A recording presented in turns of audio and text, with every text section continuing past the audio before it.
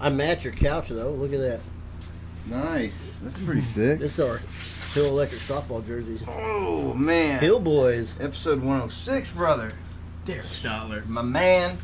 I love you to death. So, how's this go? We just talk about whatever? We just bullshit. But I will We'll say, just sit out here and I told talk you, about- I said let's try and wear jerseys, and you were right. They don't fit like they used to. No, they don't. I'm feeling a little constricted right about the middle here. I put that 1997 jersey on. Boy, I was like, I walked out in the living room. I said, Nope. looked at my wife and said, I'm not wearing this. I got to show what you brought me, dude. This is one of our favorite, all of our family's favorite. It is. Not only our favorite series, but like we love the third one too. It's kind of part of the movie. It is part of the movie. It's a picture taken in the movie. I know. That, you know, if you don't know the movie, then you're not going to know it. I know exactly because my kids. I will took too, it off my wall at the house. Brad would like. Did you? Brad would. Fucking appreciate it. Appreciate that. Problem is, I'm running out of real estate. That's fine. I'll find a place for it in here. I love that movie. That's one of those things where you never know what. Oh man, the prints for the Enterprise and the. So you were telling me before we got started, your dad got you into the old trade. Man, my dad worked. There used to be a Exxon gas station right there on the corner of MLK and the bypass, and it was like a 3-car garage. I grew up there from 12 to probably 15. When we went to our dad's, that's where we went, to the gas station. Right. He'd be working on cars. Me and Eric would be over there taking customers' tires off for him to patch or whatever. Yeah. And that's where we grew up. Right over there was a Food for Less about behind it. Yep. Walmart was across the street. Across the street. I remember when we'd go grocery shopping, we'd go hit Walmart, and then because you had cold food, we'd go there next. And if I was good, I'd get like a packet of basketball cards. Mm-hmm. But yeah, you had to. It's 2-stop shop. Had to stop twice back then. And then Curtis Mathis was over there. Matt Thomas's dad had a jewelry store in that place. And then after that, there was a Tractor Supply there for a while. For a minute, yeah. Stillwell still works in the optical lab over there. Oh yeah. He's been there 25 really? years, I think. How the hell have I never seen him in there? In the optical lab? Yeah. I've worked there. I've worked there a bunch. Yeah. As an electrician. Oh really? Yeah. Yeah, he's been there this is like the first place he worked at, possibly. Really? Yeah. Yeah, because our service department did all of Walmart Optical Lab. I think it's Mars Electric or somebody now, but. So let's look at your show and tell shit over here. Well, you do have your jersey. I brought some awesome stuff. I brought my jersey. Most people. You guys didn't get the fancy. Yeah, we were the year. Nice ones here. Bring it. Show it. Yeah. This is probably the last year we had these. Yeah, buddy. And some big hits in this jersey. When I was a sophomore, I was number 12, and Lance Clevenger wore this jersey as middle linebacker. And I looked up at Lance. He'd knocked the crap out of a lot of people. See, I wish I had. People nowadays still ask me, "Who's that number 7 on your team back then?" I was like, "Oh yeah, Lance." I had to hit him every day in practice. You remember practicing? You remember playing against him for 3 games? I hit him every day. Well, there's our Shamel shirts. Man, I wish I still had mine. Original. Mine was threadbare. It just finally fell apart. And then here's the big one. Yeah. Heavy hitter. Black shirt. The black shirt. You can't give these out no more. No. You can't hit like this in football. No. Farmington football in the back. This was not my first one. I got my first one as a sophomore, and it was against Lincoln. But it said it was different. Yeah. And it ended up in Bobby's closet somewhere. Yeah. And I don't know whatever happened to it. Yeah. But then I still play softball. I'm the coach of the softball team, so I brought our new softball jerseys for this year. That's sick. And I'm wearing our old softball jerseys. Nice. I love that number on the back, dude. I have something about I love your look, DS with the people, dollar sign. People that just are going to go to war for us. You know, I have something for it because my dad was in the Navy, and you know, all those videos of little kids seeing their dad come back home. Yeah. It gets me. Yeah, I bet, dude. I remember those days. when I was a little kid in Virginia. My dad was at Virginia Beach, and he was in the Navy. You wouldn't see him for 6 months at a time, you know. Really? And then, yeah, just seeing those videos just takes me back. It's all right, brother. You're among friends, dude. It's tough. It's fucking tough. I can't imagine Well, what you gone through. you know, like you were saying, you're a crier. Yeah, I I fucking too. am. I am too. I am. I'm I a crying cried family. every time we lost a football game. I cried. Yeah. We worked our ass off to play, Yep. no matter what anybody else thought. Yep. We're out there killing ourselves. Eh, It's a war. You're putting your super fucking heart, hot. soul You on got the all line. that gear on, and that's Your intensity level, man. part of why we work so hard nowadays. Still, Right. I mean, we're out in the heat, and people, you know, people work in the office and drive from their truck, go in the office like, it's hot out here. I'm like, shut up. Yeah. I'm fixing to go on the roof and fix your AC. Right. I don't want to hear it. Yeah, there's I don't know if I was talking whose podcast it was, but I was talking about how disgusting it is that like sports players and rock stars and movie stars make so much money, but they don't actually provide a service other than Yeah. entertainment. It's the electricians and the plumbers and the people like that who are the real heroes.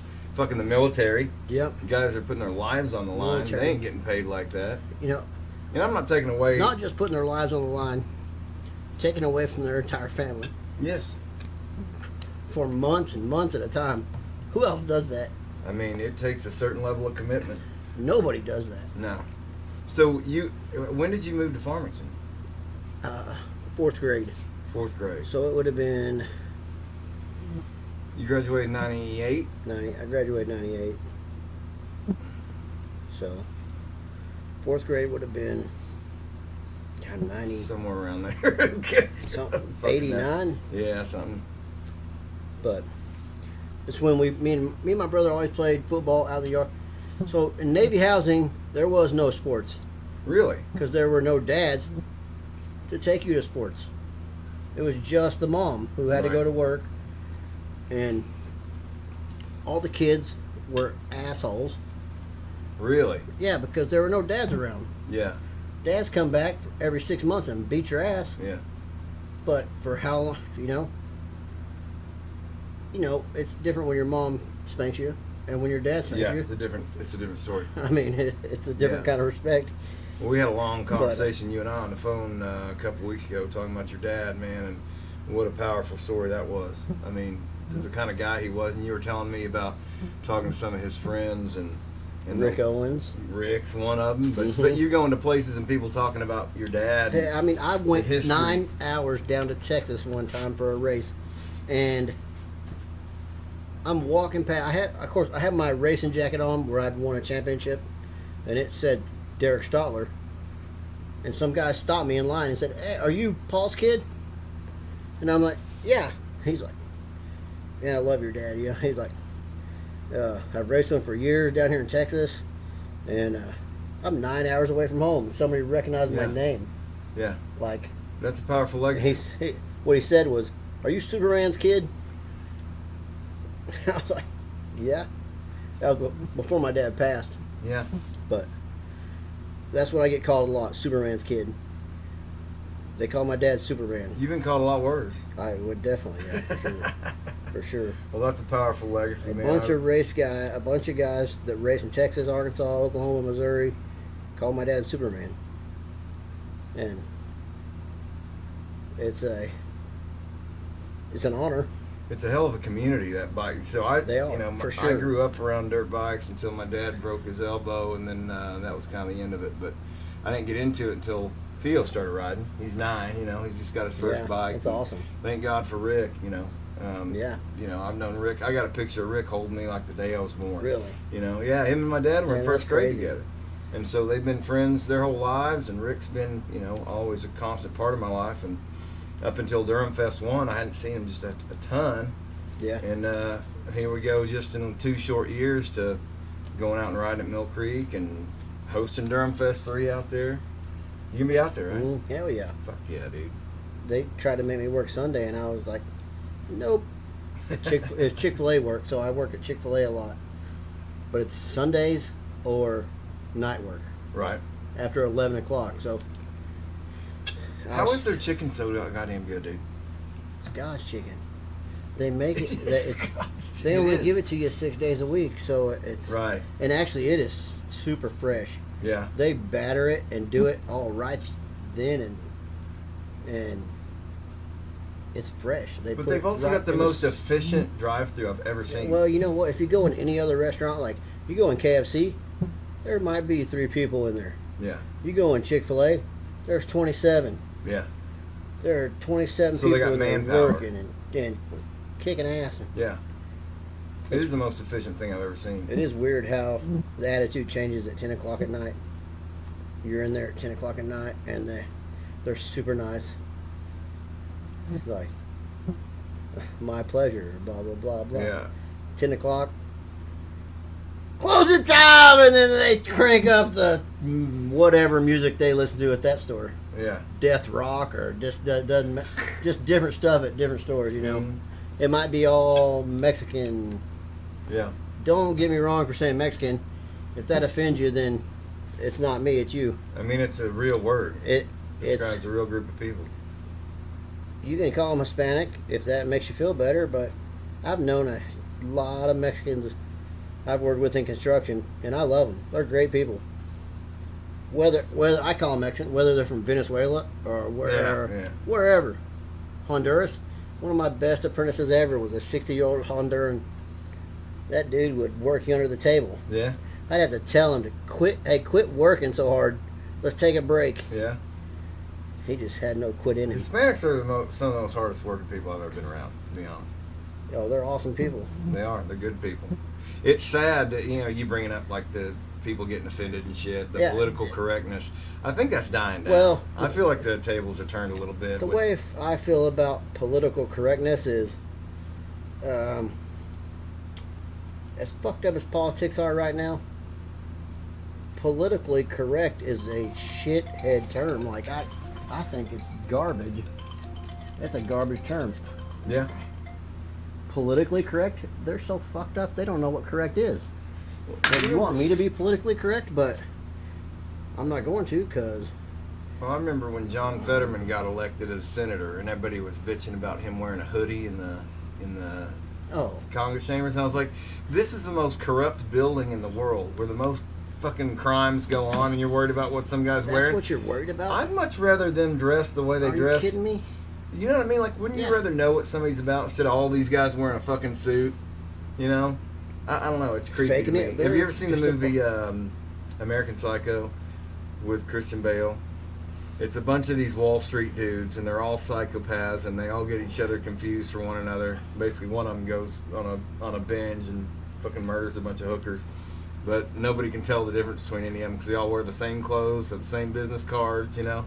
It's just kind of a statement on society. But I'd much rather you dress the way you want to dress Yeah. than wear a For suit. sure. We got stodgy. You know, it's way more about your personality and your I don't know how to say that. Yeah, you got to show your true colors a little Yeah, bit. and Politics is honestly, so I fucked. think I do. I mean, You've always been that way, though. You've never been one to...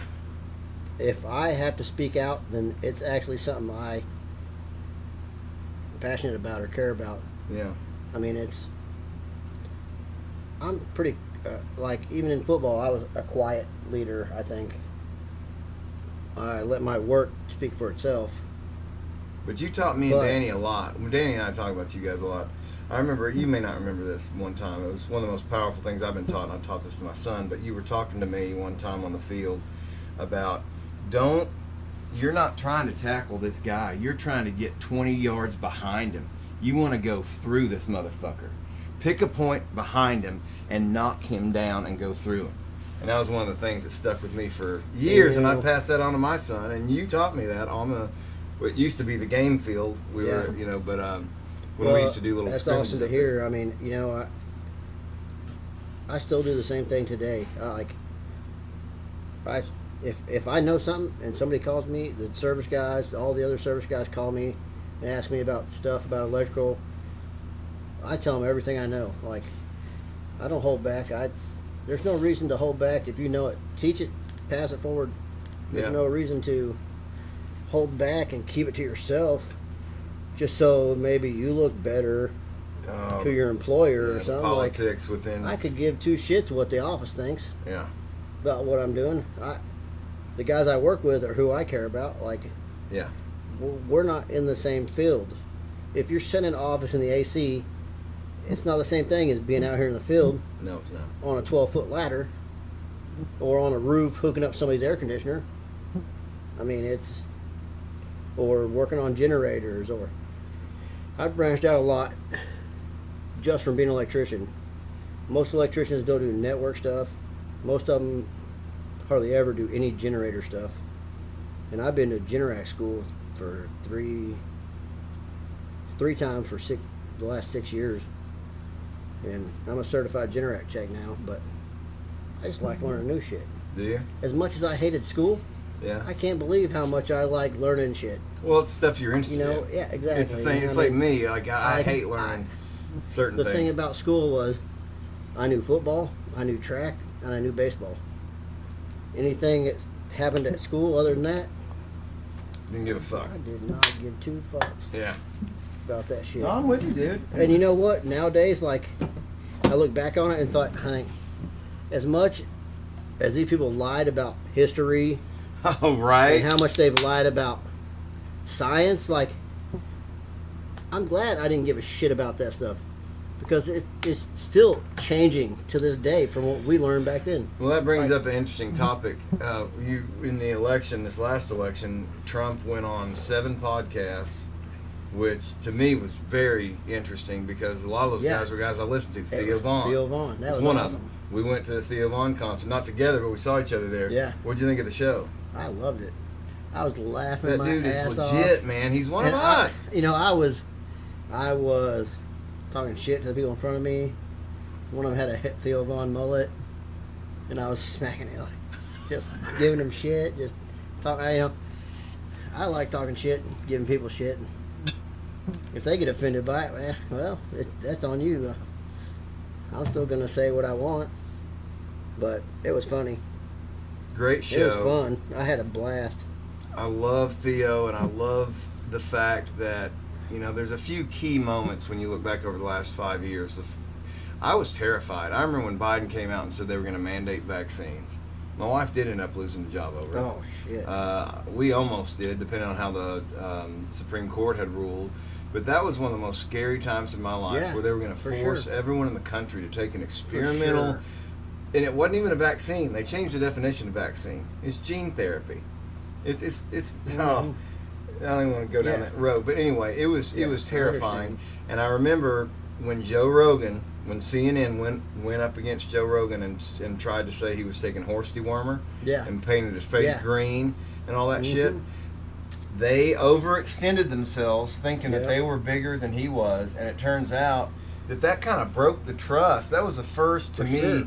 Trump had been saying fake news for years, but Trump's bombastic. People, they don't know what to believe about Trump. But when they did it to Rogan, and of course Rogan wasn't political. He's a Democrat. He's always been a Democrat. The thing about Rogan, he's not gonna lie to you. No, he's got the trust of the people because he's been doing this for 20 years, and he's curious, and he's just asking questions. Smart enough. Smart dude. Yeah. From all the conversations you hear him have with other people, and he doesn't claim to be the expert on anything. No, he's just trying to learn. He listens to the facts and makes a decision off of the facts, which is what we all should do. Right. You shouldn't listen to. I mean, I don't understand how you can see somebody like Trump and think he's lying. Well, he might be bullshit a little. He's a bullshitter for sure. Then you look at Joe and you're like, this guy's telling the truth. Hell, fucking can't even fucking talk. He can't put a sentence together. Like, I'm not stupid. I can tell when somebody's full of shit. I don't have to be told that they're fucking full of shit. I can tell. The elitism of the left. The left prides themselves on being educated and They think they know better than white trash people like us who grew up out in the country, right? And so they can't understand why we like Donald Trump. Well, they can't get it through their heads. I have never liked liars, and you can tell when somebody's a liar. There's a difference between a liar and a bullshitter. And when they're just making shit up to try and get you to take a vaccine or take you, and I have never. They killed a lot of people. They destroyed hundreds of thousands of businesses. I'm glad my dad passed later, because if I would have been able to go to the hospital and see him, game over. Yeah. Oh God. And how many people weren't able to see their loved ones during that time because of the fucking... That's unfucking believable. It's inhuman. It's cruel. I can't believe some of these people. And there's still been no accountability for any of it. Yeah. None. It's bullshit. Fauci needs to be in prison. No, I don't think so. Yeah. I think they need to build a gallows down by the fucking when do square. we start executing for people for treason again? Down by the square, sling that motherfucker up by his neck. I mean, a bunch of them need that shit, and half of this problem will go away if there were consequences. But if they're all protected. But there's not. They live by a different standard than we do. You look at the J6ers. They spent 2 years. That's some or bullshit. 4 years. You got people burning shit down. The whole summer of love. And then billions of dollars. And these people are barely doing shit, and you see cops on here letting them in the Capitol, and they're not. The cops should be the ones sitting in jail. I mean, well, it's all about narrative control. It's information control, and that's what podcasters, to me, have done a great job of. Is just who do you trust more? A guy who's in a suit reading a script off a teleprompter that's written by a producer getting paid by Pfizer, or a guy who looks like you, who's talking shit and having a good time and asking questions, like a Joe Rogan. Out of any of them, I trust Theo Vaughn more than any of them. That son of a bitch says whatever he wants, and he does. He doesn't take shit. He just says. But he's humble. He doesn't claim to be an expert shit, on anything. He he's just trying to figure out answers. Poor, and he. That's why he's relatable, though. Some of his story. Now, let me ask you this: do you think some of his stories are true, or do you think he's just such a good? Like, I can't tell if he's an act, like if he's putting on an act, or if that's really him. I think it's kind of a mix. Yeah.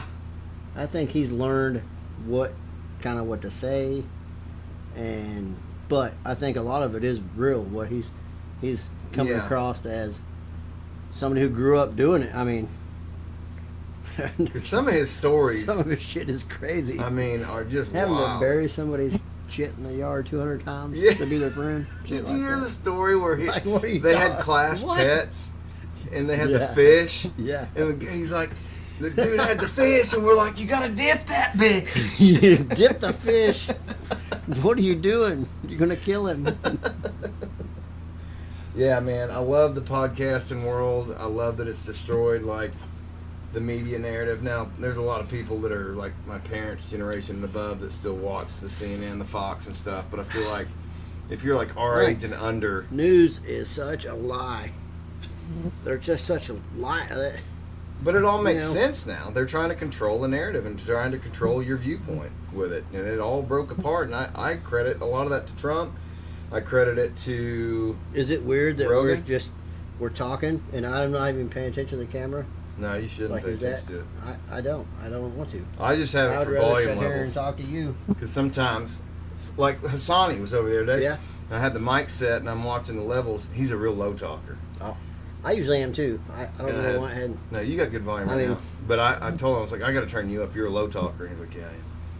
So he's 96. I was thinking he was so you're 98. I was thinking he was 97, but he's 96. So he was 2 years older than you. Yeah, So, he was a senior. Tell me what that was like when you started playing with him. You said you didn't like him at first. It started 9th grade. All the 11th graders. Of course, me and Eric talked a lot. I think Coach Holland had a lot to do with it. When we were jumping boxes, he would always come up to me and Eric and be like, you guys beat the high schoolers today on jump box numbers or whatever. And then he would go tell the high schoolers that shit. The Stotlers beat your ass. And then they'd be pissed off at us. Right. Like Ryan Lewis and so David, he's creating David Duncan some and competition there. And man, when we got they would. We were in 9th grade, and all the 11th graders would be coming up to us. You playing football next year, Stotler? We're gonna beat your ass. Like we're on the same team. Yeah. And I'm going. Me and Eric we're little compared to these guys. Yeah. I'm going, man, fuck you, motherfucker.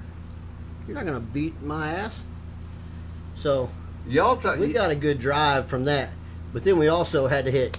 I had to hit Lance Clevenger every day in practice. Yeah. And he's a big old boy. And David Duncan, Dennis Starr, Hassani. Well, the first time we had padded practice, me and Hassani, I was on scrub D. I didn't even start yet. And Hassani was starting running back. I tackled him, and I twisted his ankle. And I didn't twist his ankle on purpose. I was just tackling him, wrapping him up. He was that much bigger than me. I was just... And I remember I was walking into the field house after practice. He was sitting there with his foot in an ice bucket. And he looked at me and said, this is your fault, Stotler, that I'm sitting here with my foot in this ice bucket. And I went, I'm not going to listen to that shit anymore. I pulled up a chair. I took off my cleats. I put my foot in the ice bucket right beside him. And I sat there looking him in the eye. It was like, after that, it was cool. We had no more problems. Do you remember when Jeremy Hollers threw me in a trash can? No, I don't remember that. I was talking some shit to him. I don't care. If I would have known about it, I'd have been on his ass about it. Well, we were friendly. I was just talking a little too much shit, and he fuck Hollers. he threw me. I like Jeremy Hollers. He was too damn big and too fast to fumble so damn much. Fuck. Some bitch. Yeah, we gotta have him on to defend himself. He was a fucking hoss, though. He was. He was covered in fur. Fucking fur, baby. He was. My brother would be like, carpet. Look at the football, Derek, and there'd be a handprint where he faked it to Hollers and carried through with the fake. There'd be a handprint, and the rest of the ball would be slimy, except for where his hand was. And he would always bitch about it. Like, I can't throw this ball now after I fake it to Hollers. But he was a tough son of a bitch. I always was impressed. Like you and Eric taught me that, well, maybe in the bedroom size matters. I don't know, but as far as on the football field, I mean, you guys were small, but man, you didn't see anybody. I described it to my boys talking about you guys playing as like velociraptors. You know how when he's talking about, when they spot you and they just zone in, you guys were like fucking raptors back there. Yeah. I mean, fast and hard hitting. Didn't matter the size. You knew how to hit, where to hit, and you drove through. You had this, I don't know, it was almost like a rage inside you. Because that's what helped me a lot. I had a lot of anger. Yeah. And so it allowed me to just push through some things I shouldn't have been able to push through. And I feel like you guys, I don't know if it was anger or what it was, but it was some kind of determination. Where'd that come from? I think a lot of mine, I don't know where Eric came from, but I think a lot of mine came from hitting Lance Clevenger every day in practice. Yeah. I would hit that son of a bitch. We would line up, and it would be and he'd never played tight end. But they had to have somewhere to put him on offensive drills. Right. And he would line up for tight end, and it was just 10 yards apart, head to head. Man, me and him never actually did the drill. Right. We just went head to head, and I lost every time. Yeah. I would be on my back, and I would get up before him and be talking shit to him. You still hit like a bitch, Lance. Or I'd be telling Dennis Starr he hit like a girl. Or and after hitting those guys, hitting everybody else felt like I was hitting junior high kids. Yeah. I mean, there were some killers. Yeah. David Duncan. I mean, there was a bunch of them. Huge guys. We won conference that year. And that's where I learned to hit. I mean, was that your junior or sophomore year? Actually, my sophomore year. Yeah. The first hit I ever had where I had a stinger, I was in 8th grade. Nathan Taylor was in 9th grade, running back. And I was on the scrub D. And he came through the hole, and I came up on him from safety, and I went shoulder to shoulder with him. First time I ever had a stinger. He hit me shoulder to shoulder, and I don't remember anything after that. I just fell on the ground. He kept running. And I thought to myself, I'll fucking never do that again. By the end of 8th grade, Coach Holland would be standing there talking shit to Nathan. Derek, put you on your ass again. because I would get 6 inches lower than his shoulder Right. pad, Right. and that's really where I learned to tackle. Yeah. I learned that from hitting Nathan. He was benching like 300 something pounds in ninth grade. He was as big as he is now. But everybody feared you guys across the whole continent. Like, And- you guys were fucking terrifying. It It was was. awesome to learn from you guys. Me and Danny, like, still every time we get together, we talk about how cool that was playing with you guys. We really looked up to y'all. Y'all were our favorites, man. That's awesome to hear. That's fucking true. it's- And I've told stories to my kids, you know. So, like, I was telling you outside, my grandpa had the animal clinic out in Prairie Grove, so we're always going down Viney Grove, and Theo would always be like, "Man, I want to know who lives there." And then we came out to your bonfire that night, and I was like, "Holy sh! You got to be kidding me! Is Derek's place?" And Theo was like, "That's the guy!" He was so fucking excited, man. That's funny. So cool. That's awesome. There's a benefit to it's for me. It's weird because, like, when my kids were born, I just removed myself from society, from all my family, all my friends, and just raised my kids.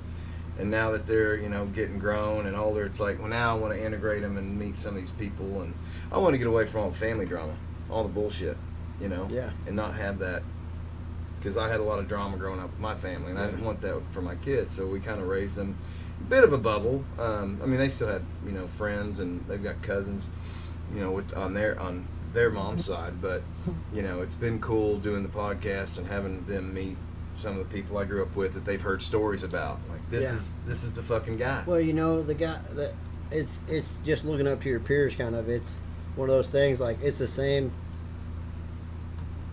way I look up to Sonny.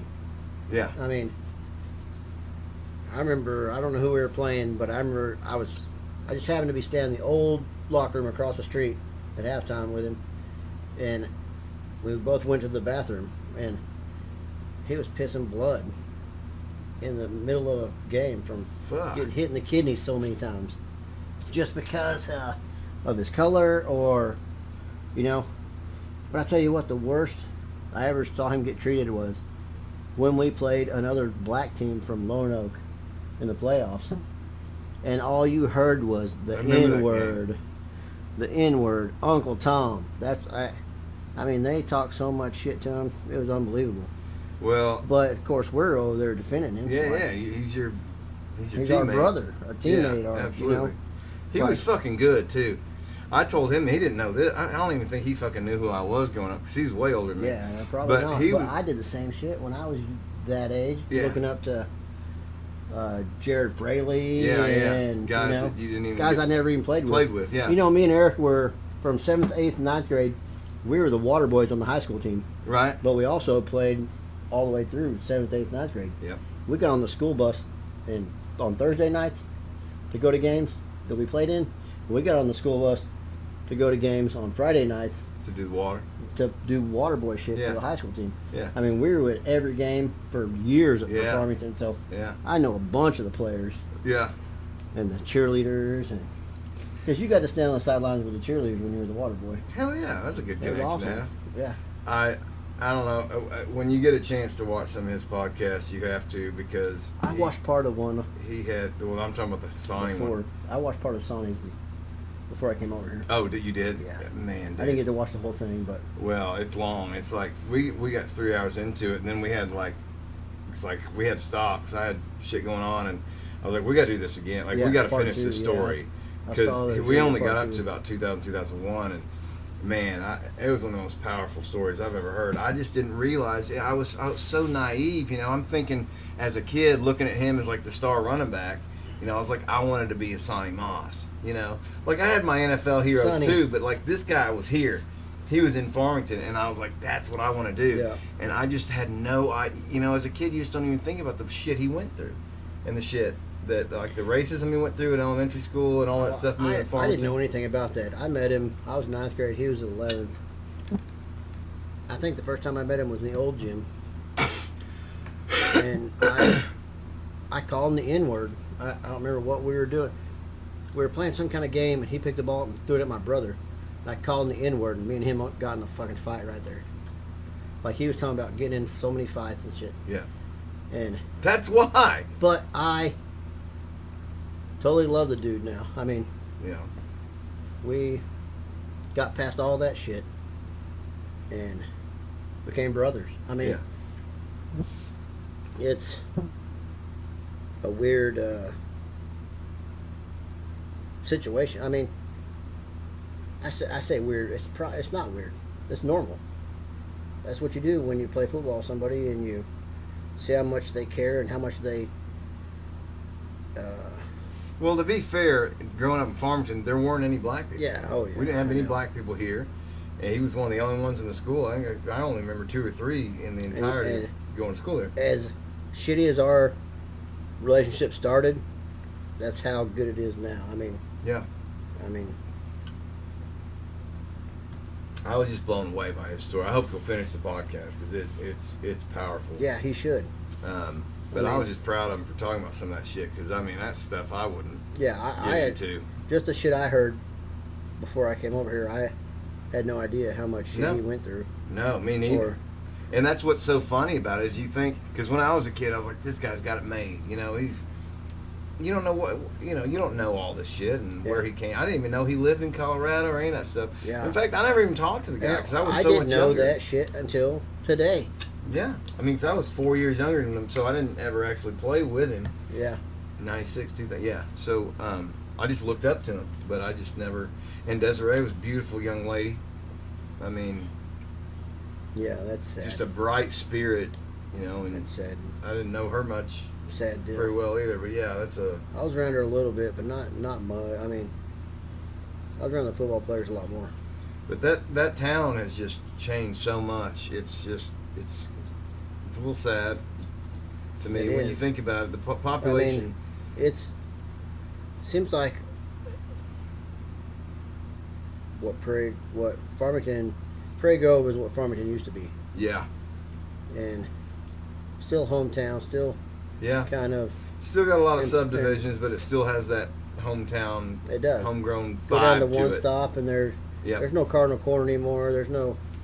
Oh, dude, when they tore Cardinal Corner down, man, that broke my heart. There's no place for all the old guys to sit around a table and tell stories. Yeah. We got a fucking Starbucks in Farmington. You have to go to Prairie Grove one stop to get that. Well, 16 General is my go-to. I love those people up there, man. It's a time. Will Flannery's family used to own that. Oh yeah. And there's still so a couple stories about that. You can still see Flannery's name in the concrete. Really? They wrote it. Yeah. I didn't notice. So they got that little parking lot there. Like where your wife parked when she worked. That little employee parking. And then as you're walking down. If you look on the right-hand side, just the corner of the building, you can see Flannery. But William was living upstairs in that building when we did our Carry Me Home album, and he was an artist. And so I'd go over there up to his loft and check on the artwork and stuff. Really cool pad up there. Yeah. Man, if I was a millionaire, I'd love to buy that place and turn it into like a comedy club / That'd be awesome. Like live venue, maybe have some food downstairs, some action upstairs. William was always a quiet guy. He's a good dude, though. I really liked him. He was one of the guys that you wouldn't expect to play football, and he was pretty good. He was a lineman. Yep. And it's weird to see William with aggression when he, you know what I mean? Like Jared Morrison. And Jared was awesome. But he was such a passive dude. You would never think he could. Yeah. I wasn't like that. No. No, I was an asshole in high school. I grew up with a twin brother, so yeah. I think that's where a lot of our athletic ability came from. We'd be out in the yard. Why I could catch so good is because every single day I was catching a football from 7th grade on. Yeah. I mean, there's a reason why me and Eric didn't fumble the ball. We were always playing catch. Yeah. Always. We'd stand 30 feet apart. And some bitch could almost throw 70 yards, and we'd stand 30 feet apart and play burnout. Of course, I couldn't throw it as hard as him, but he couldn't catch as good as me. Right. But every single time, like, I've been bitching at Coach Holland for years. Eric's the quarterback. Why can't I play receiver? You got Jeremy Hollers at receiver, and you got me at fullback. Why am I fullback and Jeremy Hollers at receiver? Well, they eventually Hollers. From 9th grade to 10th grade, they swapped us. Mm-hmm. And which made way more sense. Yeah. Having a fucking ox like Hollers out there blocking middle linebackers. Jesus, he was a beast, dude. He's still a beast. He's a big dude still. When's the I last still time talk to him. you do? Yeah. He works at Cox Communications. Yeah. And I did a remodel there it's been, gosh damn. It's actually been almost 20 years ago. But I worked with him then. But he calls me all the time. Hey, I'm running power out to my shed. Can you come look at it, make sure I'm doing it right? Yeah. Yeah, I'll come over, check it out. He's a good dude. But when was the last time I saw that picture you posted with Coach Holland? When was that? that was when they closed the old football field. Oh, was it? It was there was an alumni dinner for former players, and they had people from the 60s, 70s, 80s, 90s, 2000s, 2010s. Jesus. And we got to go out on the field at halftime, and that was the halftime show. Was the old players on the field, and I just reposted a memory. That's what it was. Yeah, but how long ago was that? When did they close that down? They closed it 5 or 6 years ago. Damn, it's probably been more than that. It seems like. I wish I'd have known about that because I didn't get on social media until 2023. Oh yeah. Yeah, I fucking hate social media. Well, I still hate it. It took me forever to fucking get on there too, and I hate was it. like, Facebook, well, that's for fucking people who don't have real shit to do. Right, and most of them don't. I'm gonna go get on my dirt bike. Fuck that bullshit. Well, it's like I say, it's a tool. It's like anything else. You know, you can use a hammer to kill somebody or build a house with it, and so many people just fucking waste time. Did I hear you saying something about being able to look up memories from the past on there? They just keep the memories come up, but yeah, on one of your podcasts. But that's the only good thing about it. Like, well, it's a good record keeper for me. I wish we would have had that kind of shit when we were playing football and had all the pictures. And right. I got like 3 pictures of me in 3 years of high school playing. Like, right. I got one from John Park's mom where I catch a punt return. I had to be a junior. No, I'm wearing number 12. I was a sophomore. I caught a punt return and I juked 3 guys, and you see 3 guys from Gentry falling down behind me as I'm running. Yeah. And I'm a sophomore. Yeah. And it was just, I was stupid. I didn't know what a fair catch was. Right. I would just catch the ball. Yeah. I'm catching it. I don't give a shit. Never had one fumble in 3 years. Punt return, kickoff return, wide receiver, safety. Had a lot of interceptions. Yes, you did. Had a lot of big hits. I remember more of the big hits Oh, than yeah? the reception. Yeah, just the way you tackled was quite impressive. It was one of those. It was exactly what they tell you not to do now. Leave your feet, Yeah. launch, Yeah. spear, It worked for you. ear hole, Right. ear hole, aim for the bottom of the face mask. I mean, We grew up in a different era, though. I feel like our generation is kind of the last of the old era. yeah, You know? for real. It really is. Because we didn't So grow they up with the They internet. started sissifying them We didn't grow up after that. with cell phones. You know, we grew up without all that shit. Tackle with your head in front of their body. Now they teach them to tackle with your head behind, so you don't get hurt as much. Well, yeah. Whatever. But they got to protect their assets. These are, if you think about it, when they get to the pros, they're $1 million assets. They're not people anymore. Not to the owners. Yeah. You know, even at that level, you're just a fucking number. They don't care about these guys. You Yeah. know, you have one bad season, you're fucking out. You got to perform. Yeah. It's like in corporate, you know, anywhere. You got to perform. You get it. Ed Reed or Ray Lewis or Right. Palomalu. Palomalu now, he was a beast. And that hair, man. God damn. I wish Coach Holland would have let us do more shit than. I mean, he kind of tried to hold me and Eric back to our senior year to just pass first. I remember there were times where I'd just be pissed off. I remember hitting a guy in the backfield. I almost took the handoff. He turned around. I was like, fuck, Coach. They're running the ball. They're running the ball. They're running the ball. You know, playing just pass defense. Yeah. And I blitzed. And I hit the running back in the backfield. He never said a fucking word to me about it. Yeah. Never bitched at me.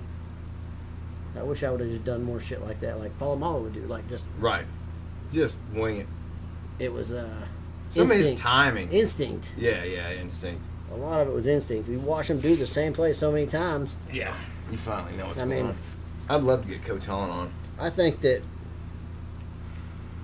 and Eric were smart players as opposed to just talented players. I think it was a combination of both. I mean, I think that the talent came from practicing so much, but we had two people. I had somebody identical to me to practice against. Yeah, you know, all the time. You had a clone. And being out there throwing the ball with your twin brother is there were times where I honestly on offense on a pass play I'd run the wrong pattern and I would still turn around and look back and the ball would be right there and he'd be like, I couldn't even see you. I'm like, how the fuck did you know I was running the wrong pattern then? Yeah, but it was just a twin thing. Like, so let's talk about that for a second. What is the twin thing's real, right? It is. Like, yeah, it damn sure is. What all kind of shit do y'all experience as twins? Like, well, I mean, growing up, like just all of it. Nowadays, like, we're both electricians, and I can look. Somebody can look at me at the supply house, and I'm like, this motherfucker knows my brother. Right. And I'll just go up and start talking shit to him, just talking bullshit, and then I'll be like, you think you know me, don't you? I'm Derek. I'm not Eric. You're like, what? But half of them call us Derek Eric. They don't even call us right. Either one of us, no matter who it is. Well, he doesn't have a big old bushy beard, does he? No. And some of them would be like, how the fuck did you grow your beard so fast? I'm like, I saw you last week, like at the supply house or something like. All right, I gotta ask you this. I've always wanted to know this. Did you guys in high school ever swap girlfriends and try and trick them? Not our high school girlfriends. In junior high, did you ever? After that. So you didn't do it. You'll have to go into detail. I just want to know if it was true. I always suspected. Not in high school. Right. But. Okay. Yeah. Afterwards. That seemed like the coolest thing as a twin power you could do. Is, but they didn't tell them, like, one of them would come to the house. They didn't know. Right. Eric's not here, but I'll just say I'm Eric. Go in his room. What the hell? They're not going to know. Oh, man. You could tell. You could tell, though, if you knew you guys well. The guys that knew us could tell the difference, but... You'd say Eric's a little more... well, y'all's personalities are very different. Yeah, if you get to know you guys. Yeah. Like, if you knew you guys... He's a lot quieter. Right. Less abrasive. Mm-hmm. And I just say whatever right. I want. You were the wild one. I think Danny was probably a little closer to Eric, and I was a little closer to you. Danny was pretty quiet. Personality that I just loved.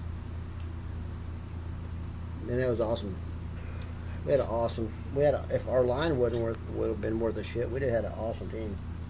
Did you watch any of the, well, you weren't there when Coach Harper started. No. That was after you had graduated, because I think it was my senior year. Yeah, But I had him on the pod talk about that state Coach Harper. Yeah, talking about the state championship. Had Coach Morgan on. That was awesome. Really? Yeah. I haven't seen that one. Yeah. He came out. We did a song together. In a pod. That was awesome. Cheeseburgers in Paradise. No, we didn't do that. He wanted to do a song by the Grateful Dead, which we did, and it sounded good. But then after we posted the episode, everybody was like, "Cheeseburger in Paradise." So I got to have him back on to do that, because I was like, you're famous for that, Coach. I mean, Jesus. Coach Morgan. I'll tell you what. I'll tell you a story about Coach Morgan. We were at batting practice. And we had a batting cage behind the baseball field when it used to be turned towards the school. Yeah. The little elementary school. Yep. Oh, by the round building? Yeah. Yeah. And we were all hitting. All of us players were hitting in the batting cage. It got dark. And there were no lights in the batting cage. Coach Morgan, like, not that we didn't respect him or whatever, but A lot of people didn't respect. A lot of the players didn't respect him. I mean, but then he got in the batting cage. You know, he wore them big ass thick Coke bottle glasses, and we're like, we can't even hardly see in there, Coach Morgan. Yeah. And you're gonna get in there and hit now? Like, Yeah. he wanted to get in there and hit.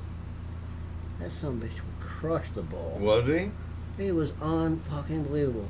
Like, I think it turned our season around. Watching the players watching him hit in the batting cage. Really? Like, we were fucking stunned how good he was. Nice. Like, we can't see, and we're young, and you're in there with Coke ball glasses on, and I mean, just the sound of the bat hitting the ball was unbelievable. Yeah. Holy shit, Coach. Well, I always had a relationship with him through music because he was a player, and so I had loaned him a pedal, and we talked music a lot, so I connected with him a lot that way.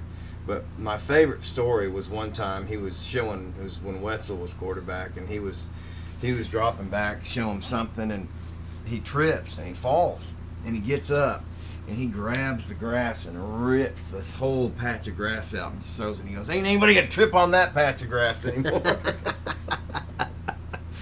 That's so fucking funny. Some of the shit Coach Holland would say. You can't talk to players like that anymore. I mean, Coach Morgan earned our respect that day. Yeah. And it turned our baseball season around.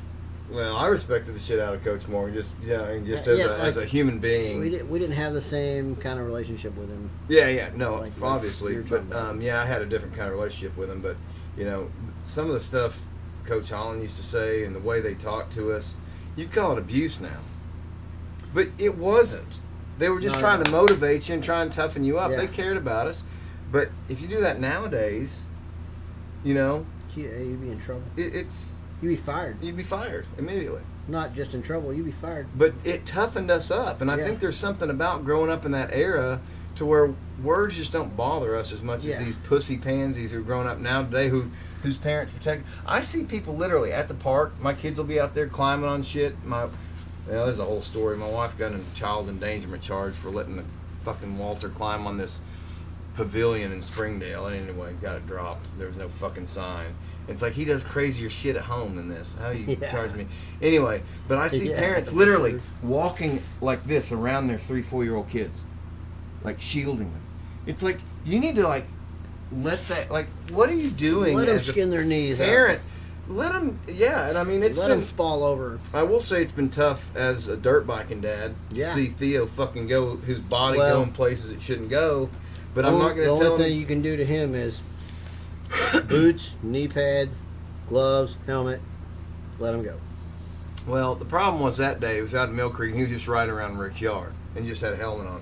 Well, they had some event going on, so there's all these bikers coming down, and he was coming down Rick's gravel road, and a bunch of guys were coming back behind him, and he was trying to get off, and so he goes to get on the grass, that bottom wheel slid out.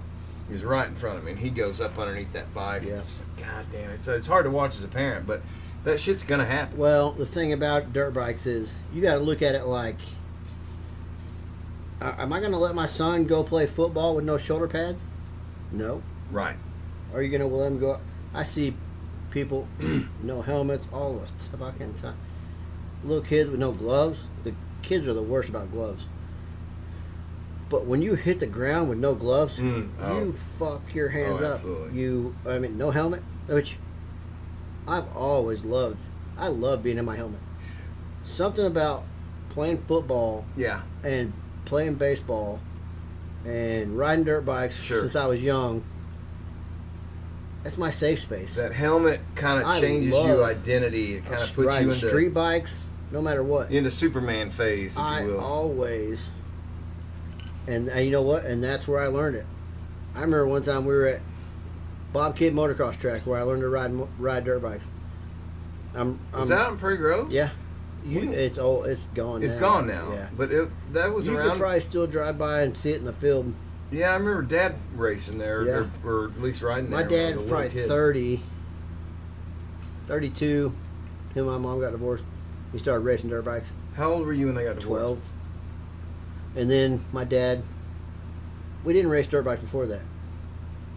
And then my dad said, I don't give a shit what your mom says. I don't have to listen to her anymore. Yeah. You're my kids. And if I want to buy you dirt bikes, when you're at my house, you're going to ride dirt bikes. Sure. And we did. And we learned out at Bob Kidd Motocross Track. There was also a track in Springdale behind Meeks. It was a free track. Oh, yeah? It was pretty awesome.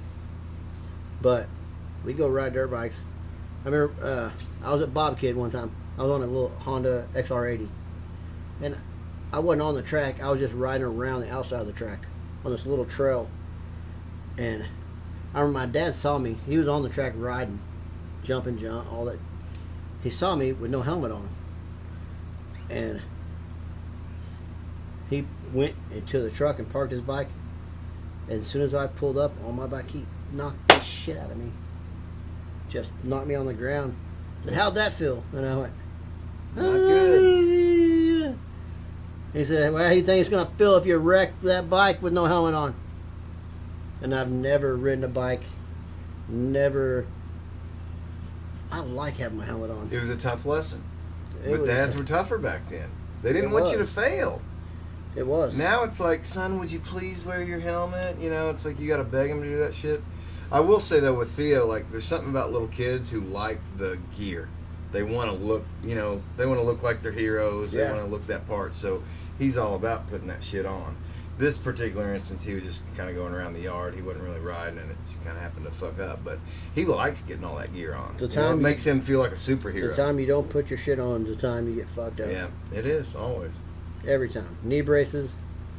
And which some people, until you have a knee injury, knee braces aren't a big deal. Until you have one. Do you know Paula Owens very well? Yeah. You know her son? Yeah. You know the fucking He's dude crazy. has survived some Broken crazy neck. shit. You know, he was on a podcast a while ago and told me some of the stories. When he was young, Mill Creek flooded, and he got sucked through a culvert as a kid. No shit. Oh yeah, scary shit. I can't remember how old he was, and then he broke his spine riding dirt Yeah. bikes, and then got back on them. Mm-hmm. It's just like you guys are crazy. I guess is what I'm trying to say. There's something about guys who ride dirt bikes that do it for life, like lifers. I was out there working at a White Rock Enduro one year, and my check was a road crossing. Me and Paula, we got in Rick's Suzuki Samurai or something he had. We went down the road, parked, and we were doing a road crossing together, me and Paula. But she was telling me, it was right after her and Johnny broke up, and she was telling me about her son, and he broke his neck and blah blah Mhm. blah. And I'm like, hey, look at my scar. Does it look like his? I got a couple zippers Yeah. from car wrecks. I broke my neck when I was right out of high school. You broke your I neck? might have been 18, 19 Shit, I didn't know that. in a car wreck. And when I hydroplaned in front of where Lowe's is now. Yeah. She wasn't there then. Yeah. And I spun into oncoming traffic backwards. Fuck. Hit a Dodge Ram, hit me in the rear of my truck. Oh my god. And I looked out the passenger window. The first person I see is Matt Cottle. Yeah.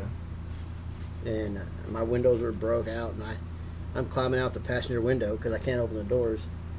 That's how hard it hit. It smashed the bed into the cab and then smashed the doors shut. I climbed out the passenger window, and Cottle helped me out.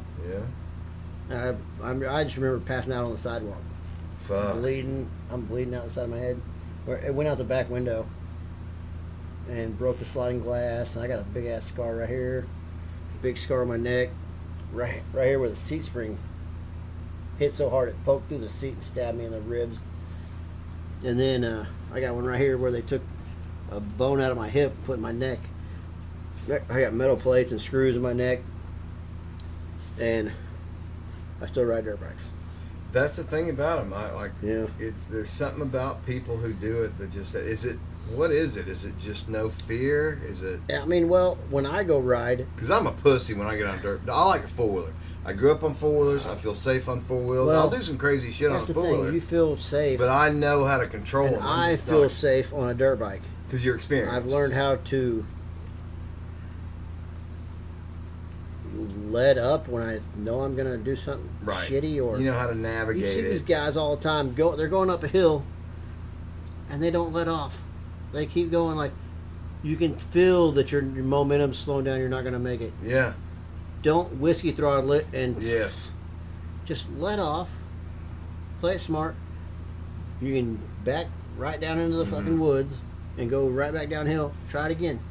You just didn't have enough momentum. This is a great lead-in It's to a story. smart riding instead. Yeah. But you feel, even when you're going fast, you can push yourself a little bit, but you got to stay on the edge of being comfortable and being out of control. Yeah. There's a big difference. Well, we got this big holler back here that goes in between this one and the next one, and there's a jump to where you can get, even a Honda Foreman, you can get that sumbitch off the ground. And Theo, when he was 5, I would take him up that jump, and we'd get up there and we'd jump it. He was like, Dad, I want to try it. So I told him, I said, you got to get momentum. You got to get up this thing, and he got to where he was doing it pretty good. Well, it was with me on him. I'm not letting him do it by himself at 5. But anyway, we're going up at one time, and he had it in too high of a gear, and he's losing momentum. And rather than do what you said and just back down, he just whiskey throttles it. Well, on a four-wheel, he just gassed it, and that son of a bitch flipped straight up. Yeah, thumb throttle it. And of course, thank God my fat ass was on the back, so I could slam it back down. But when we got up to the top, the fear in his eyes is the first time he's ever experienced fear. Made him so much more cautious after that. You need lessons. You need to hit that wall. You need to know Thank the God limit. he didn't get hurt that time. You got to know the limit. But that's the thing about dirt bikers. When you guys hit the wall, you break some, like a bone. You know? Well, I mean, or a bike. Or riding enduro is not like the motocross guys. If you go out there and ride 100% as an enduro guy, you're going to eat shit. Yeah. You go out there, I have to ride 2.5, 3 hours. Right. Pace yourself. Yes.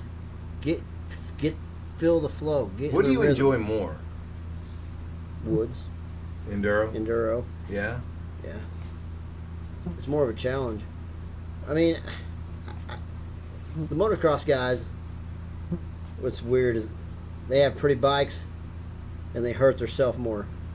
The woods guys have beat up ass looking bikes, but they don't get hurt as much. Right. I mean, we beat the shit out of our bikes out there in the woods. Yeah. Rocks and trees. Yeah, absolutely. And you're going through trees that are narrower than your handlebars. Yeah. And you got to be right. You're in second, third gear. Yeah. You got to wiggle. Yeah. You got to know when to wiggle through there. Yeah. Turn your handlebars. Know you're going to get the front end light. And be confident about it. And it ain't a video game. And no, hell no. Yeah, I get. There's been plenty of times where I've clipped that handlebar, and you're getting a handlebar to the fucking gut, while you're flopping on the ground. But the advantage you had a dad who knew dirt bikes. Yeah. So you had that advantage. Oh, I know. yeah. I know. So I grew For up. sure. My dad was a mechanic growing up, and then he got into service and then parts and management and all that stuff. And he always told me, he goes, stay away from the car industry. You know, any part of this. You don't want to be a mechanic. And I always learned that from my dad, but I love doing mechanical shit on. I can weld and fabricate and build shit for Jeeps and do all the mechanical work, motors and. But that's a good skill to have. It's a.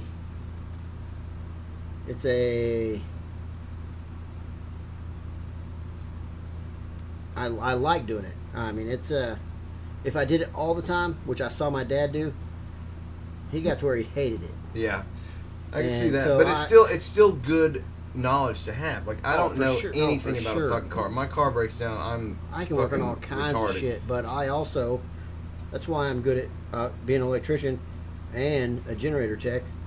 I can troubleshoot generators, the motors, all that shit, and do the electrical on them. But also, electrical is my trade, and which is nice having a trade that's different from your hobby. Yeah. I like doing mechanical shit. That's why my dad hated it after a while. Yeah. And because it's hard work. Yes, it fucking is. I mean, laying on the ground in the gravel out in your yard trying to put it in a fucking transmission or some bullshit like that, you know. It is, but I guess what I'm trying to say is I have I've got a ton of respect for the guys that know how to do that shit. Because when I was growing up, I put all my stuff into songwriting and playing music, and and that was my thing. And but that goes back to me saying like, it's not ultimately valuable. That's a different kind of technique, though. Like it is. Like I couldn't sing a fucking song if I wanted to. I have no pitch, no. Right. No, but even if you could, you couldn't fix somebody's car with it. The only time I feel like I have any kind of pitch is when there's a scissor lift and it's beeping, and I whistle to the beep. That's the only pitch I have. Like, it is the weirdest damn thing. Now I want to make that happen. Now I want to hear you whistle with that. Yeah, it's a weird ass thing. I do it all the time when I'm around a scissor lift when we're working on the job, and they beep all the time. So people know if they're backing up or moving forward. Like, if somebody's standing there with their back to it, it's backing up. You better watch the fuck out. Yeah. But I wish I'd have spent more time paying attention on how to make and fix shit growing up, because my head was always in the clouds. I was writing songs and lyrics and all, and that's I put all my energy into that, and then you realize, well, it's fucking worthless. Another thing that helped me was being an electrician, doing mechanical shit. Man, when you first start doing electrical, you're working on shit you cannot see. Sure. You cannot. Electricity is invisible. It's just wires, but you grab one of those fuckers, you can feel it. Yeah. You can't see it, but you learn pretty fucking quick. Have you been lit up a few times? Oh, yeah. I woke up when I was a third year. I was working at the U of A printing press, and I remember I was standing on the top of a 6-foot ladder, and I was pulling wires out, and they're working while we're demoing lights and stuff. And next thing I know, I wake up in the back of an ambulance. It was Monday morning, like 9 o'clock. I woke up in the back of the ambulance.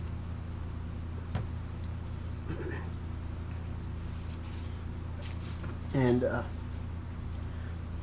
was fucked up. You just woke up in the ambulance? I went from being on top of a ladder, pulling wires out of a box, to being in an ambulance on my way to the hospital. And what they actually found was there was a little bitty nick in the wire right where I grabbed it to pull it out, and that was it. It was high voltage 277. And hearing the other apprentices on the job talk about what I was doing. Sorry, You good, brother? Getting choked up, but not from that. Someone down the wrong pipe. Just gotta drink through it. Yeah. Anyways, yeah, I woke up in the ambulance, and I was going fucking crazy. And I remember they had me strapped on the fucking thing, and I was fighting for all I was worth. Yeah. And I woke up, and I stopped fighting. I'm like, well, what the fuck's going on? And apparently, one of the other apprentices that was there was like, after I went back to work, like a week later, he was telling me the story. And he was like, it was fucking unbelievable, Derek, how fucking hard you were fighting like 6 grown men. I'm laying on the ground on my back, just fucking going crazy. Fighting these motherfuckers for no reason. Like, my whole body was just in fucking shock, I guess. Yeah. And I was spitting blood. God. I had bit my fucking tongue. Bit a big chunk out of my tongue. Ugh. That's where the blood was coming from. But I got shocked in the worst way, like from across the heart, from one hand to the other. I was grounded on this hand. I was holding on a piece of conduit, and I was pulling wires out of the box, and I got the 277 wire. Yeah. And it went across my heart. Whew. I was on it for like 7 seconds. And, Damn. Yeah, that's when I woke up in the ambulance. I stayed in the hospital for 24 hours on a heart monitor, kidney monitors, all kinds of shit. So is that the equivalent of getting struck by lightning? Not really. Not quite? Not Yeah, lightning is way more damaging. But going across the heart is the worst way to get it. But it blew a hole out of my finger. Pretty big hole. Where it goes in, it doesn't make a mark, but when it comes out, it does. It blew a chunk. It was probably the size of a pencil eraser if you pulled it out of a pencil. The electricity? Yeah. It blew a hole out. So it goes through your heart. Goes across your heart, across your, because it's just going from this hand to this hand. Yeah. It goes right across you. And, I mean, I stayed home for a week. And I went back to work, and my boss was like, "Get up there in that junction box." Dude, I was scared to death. I was shaking. I was sweating my ass off. And he's like, "Get up there and put." I was pushing all the wires back in the box, putting a cover on it. Same box? No, it was a different box. Okay. I was like, that's traumatizing. Take you back to the scene. I was fucking shaking. It took me it was probably a 10-minute job. It took me probably an hour and a half to push all that shit back in the box. Because you're just overcautious? I was fucking so scared. Like, yeah. Just from what I just felt. Like, it was unbelievable. I mean, when they say prisoners feel pain or whatever when they get electrocuted, when you get electrocuted, electrocution is death. When you get shocked, everything else is a variation of being shocked. If people say they get electrocuted, if you're alive, you didn't get electrocuted. Electrocution is death. But I got shocked so fucking bad. But the thing about it was, until it let go of me, I didn't actually feel any of it. Like when they execute prisoners, I think it's pretty humane. That motherfucker is never gonna feel another thing again. Right. They're gonna die. Right. And you don't actually feel. You have a weird feeling in your body, but it's not pain. It's not. If they electrocute you to death, you don't feel the pain. Right. The pain comes when you get shocked, the shit shocked out of you, and then you wake up. Right. That's when the pain starts. That's when the pain hits you. And it took forever for that finger to feel anything anymore. No shit. Or for that hole to heal up. It cauterized. Never bled a drop. No kidding. Blew a big fucking hole out of my finger. Damn, dude. That's wild. This is part of the kind of shit we deal with. How long have you been married to Michelle? Fuck, when did we get married? What's funny about that is because Long ass time. when well, here's the COVID, story. I was just gonna say, just real Go fast, ahead. and let you cook. During COVID, I'm an introvert. I don't really like. Well, I like real people. I can sit here and talk to you all day long, but I hate fake people. And I work in corporate, and you're just dealing with a bullshit. They're just fucking full of shit. Fake pieces of shit all day long. But like 16 General, I love going down there and talking to the people who work there because they're real people, And she was working down there during COVID, and so I got to know her real well. And I don't know how it came up that she was married to you, and I was like, "What? Are you kidding me?" And then I ran into you there one day, and I was so happy to see you. It was That's crazy, isn't it? I was so happy to see you, man. It's been like 20 years, something like that, since I time. laid eyes on you. And now we're sitting down, fucking hanging out, having a drink together. Well, bro. it's fucking awesome. Fucking awesome. You tell me what you're gonna say. I fucking lost it. Nah, It happens. We got more shit to talk about. Yeah. Oh fuck yeah. We can talk about all kinds of shit. So you coming out to Durham Fest? Hell yeah. You camping? I'm bringing my bike trailer. So I bought a camper. I bought a 6x12 trailer, and I've converted it. I've got a sink, shower, flat screen, DVD player, and nice. all kinds of shit built into it. I might be staying with you. Electrical panel and fucking receps everywhere, and I got a pretty good setup. Well, then I bought a camper because I thought Michelle wants to go. I just don't have enough room in this trailer for her and the dogs, and yeah. And then I bought it and I had it for like 5 years. She went twice. And I'm like, I'm fucking selling this thing. I hate pulling it. Yeah. I had to put my dirt bikes in the back of the truck. Then unload the camper. Then unload my dirt bikes. that's Then a all pain this in the bullshit. ass, Yeah. And then, but you don't want to fucking go anyway. So, I just started going back to my bike trailer. And I fucking love it. Because I built it. I built it the way I wanted it. You know? And, it's, comfortable. I fold out a cot. I roll my dirt bikes out. I can fit 4 bikes in there. And then I can roll my bikes out. I sleep in there. Put all my bikes outside.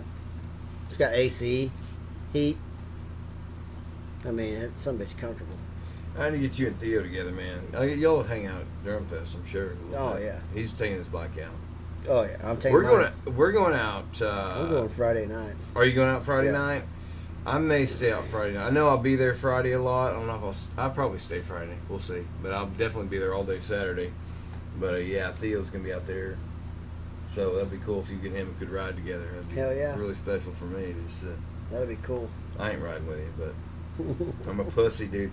I tell you what, I rode the first time he went out there. Rick put me on a 4-stroke, and I rode the track, and I just. Oh, you're on the motocross track?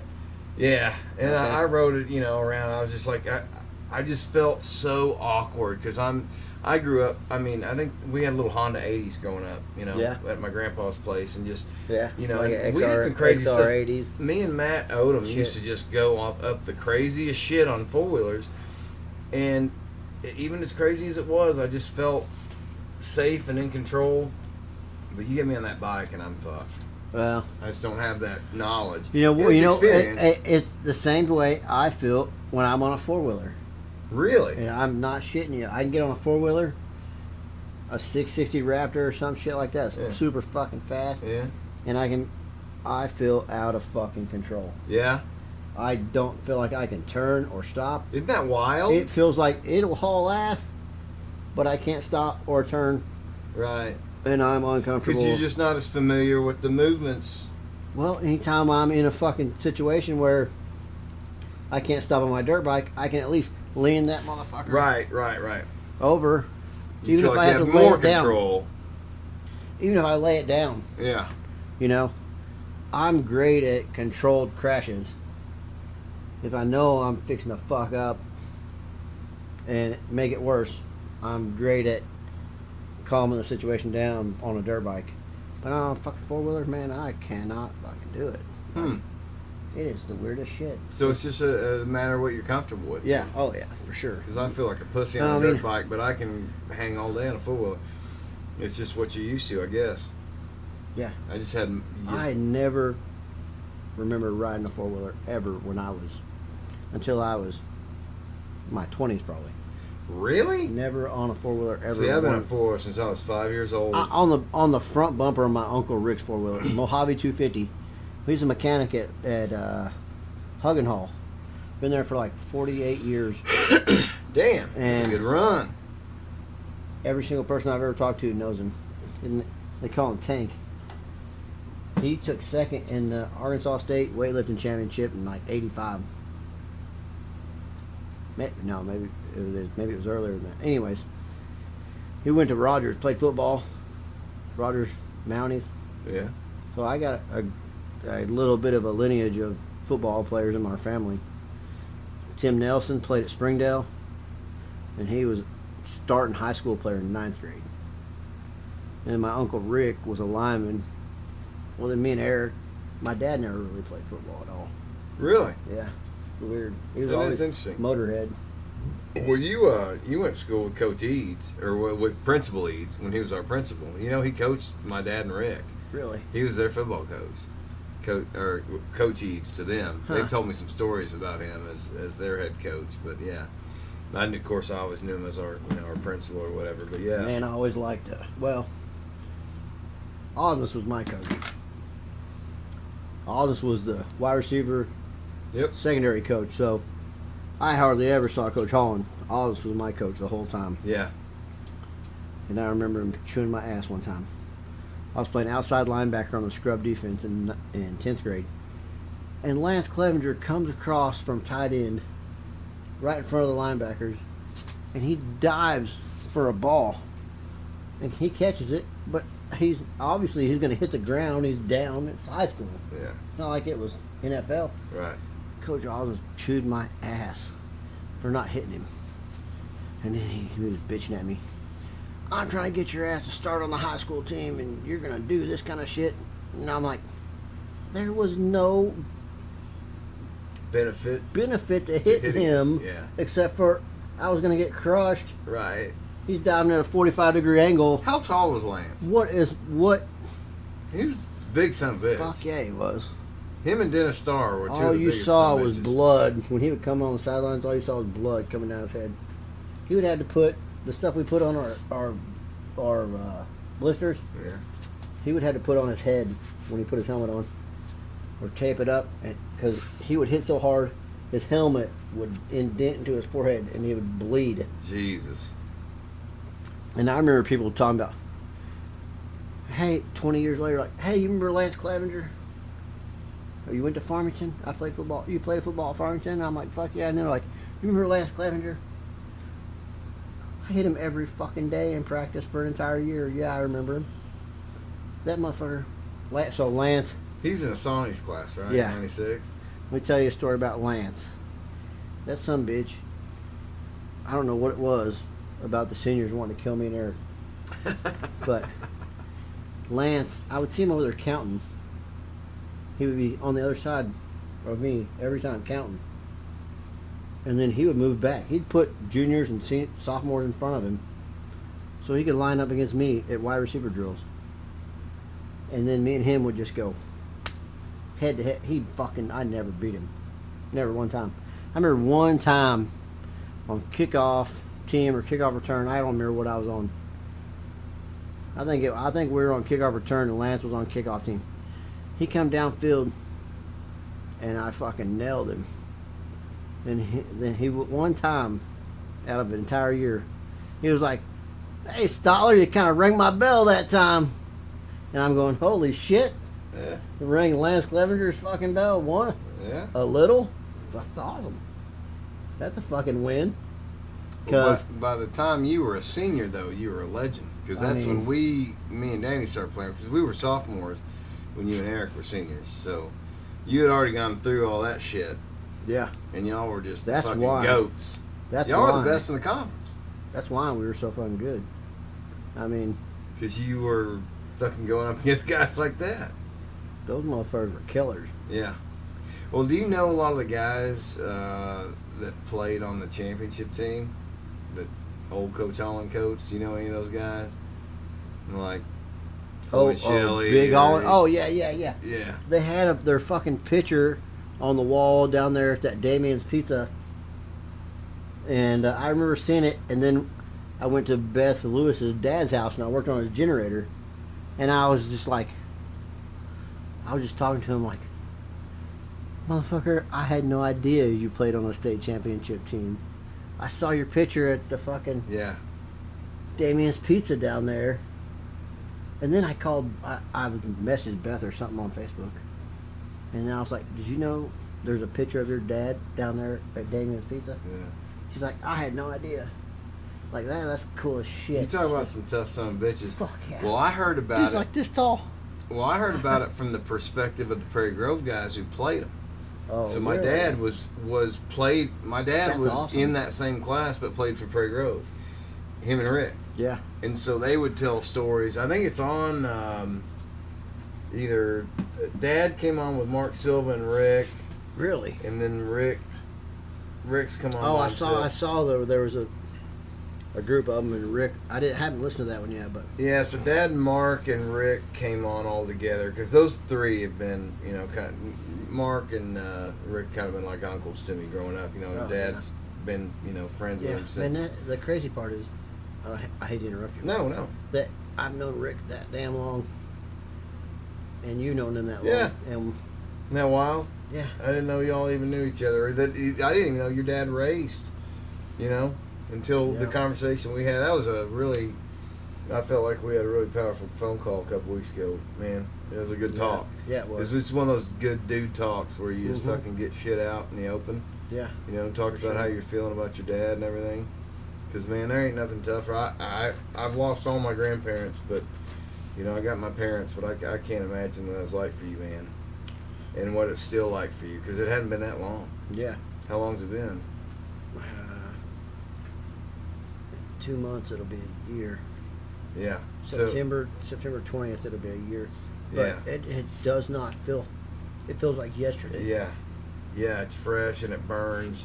It took me 2 full years to get over my grandpa's death. When you never get over it, but just to be able to just not think about it all the time. Yeah. Because he was my last connection to and my you know, grandma. I go home. My dad lived 100 feet away from me for the last 12 years. So Yeah. I would see his truck at his house. I would see I could tell when he just got home because his lights, his blinker lights would still be, his running lights would still be on his truck, and I could see him down there. And shit, we'd be like, I'd be like, oh, hey old man, let's go to river. We have a group called River Rangers, and it's just a bullshit group that we invented. One of my buddies from Wichita, Kansas, that I actually raced against. I raced against this guy named Jason King, and he started this group called River Rangers, and it's just made up bullshit. We act like we're forestry service, kind of. We all wear the hazard, safety orange, yellow hazard vest, say River Rangers and bullshit on them. And we'll be out there cruising around, 10 of us, and we'll pull up on like 2 guys on dirt bikes, and we'll just start asking them questions, like we're the fucking cops. You fucking dicks. Hey, you guys got your papers? Or hey, what? And then you just fucking with these people. We're just fucking with them. Why? Totally with them. It's fun as shit. Oh my god, and you then asshole. and then my buddy fucking Jason, he'll pull a fucking beer out of his pocket, start drinking it right in front of him. And then one of the other guys will pull a fucking joint out, and these guys are looking at us like, right? What Who the fuck are these guys? The fucking forestry service guys are drinking beer and smoking joints. There's something like, what the fuck is going on here? Oh, that's hilarious. Oh, and then we just let them in on the fucking joke, and they laughed their ass off. We're like, you motherfuckers. Hey, I'm like, we went riding. We're like, we want you guys to show us these outlaw trails that nobody's supposed to be riding and blah, blah, blah. We get out in the fucking woods, and these guys go down.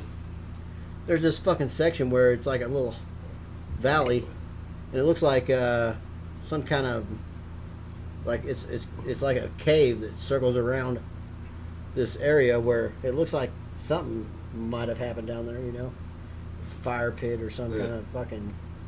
But anyways, they go down there, and we start talking shit. All right, now we got you guys for trespassing on Indian territory and fucking.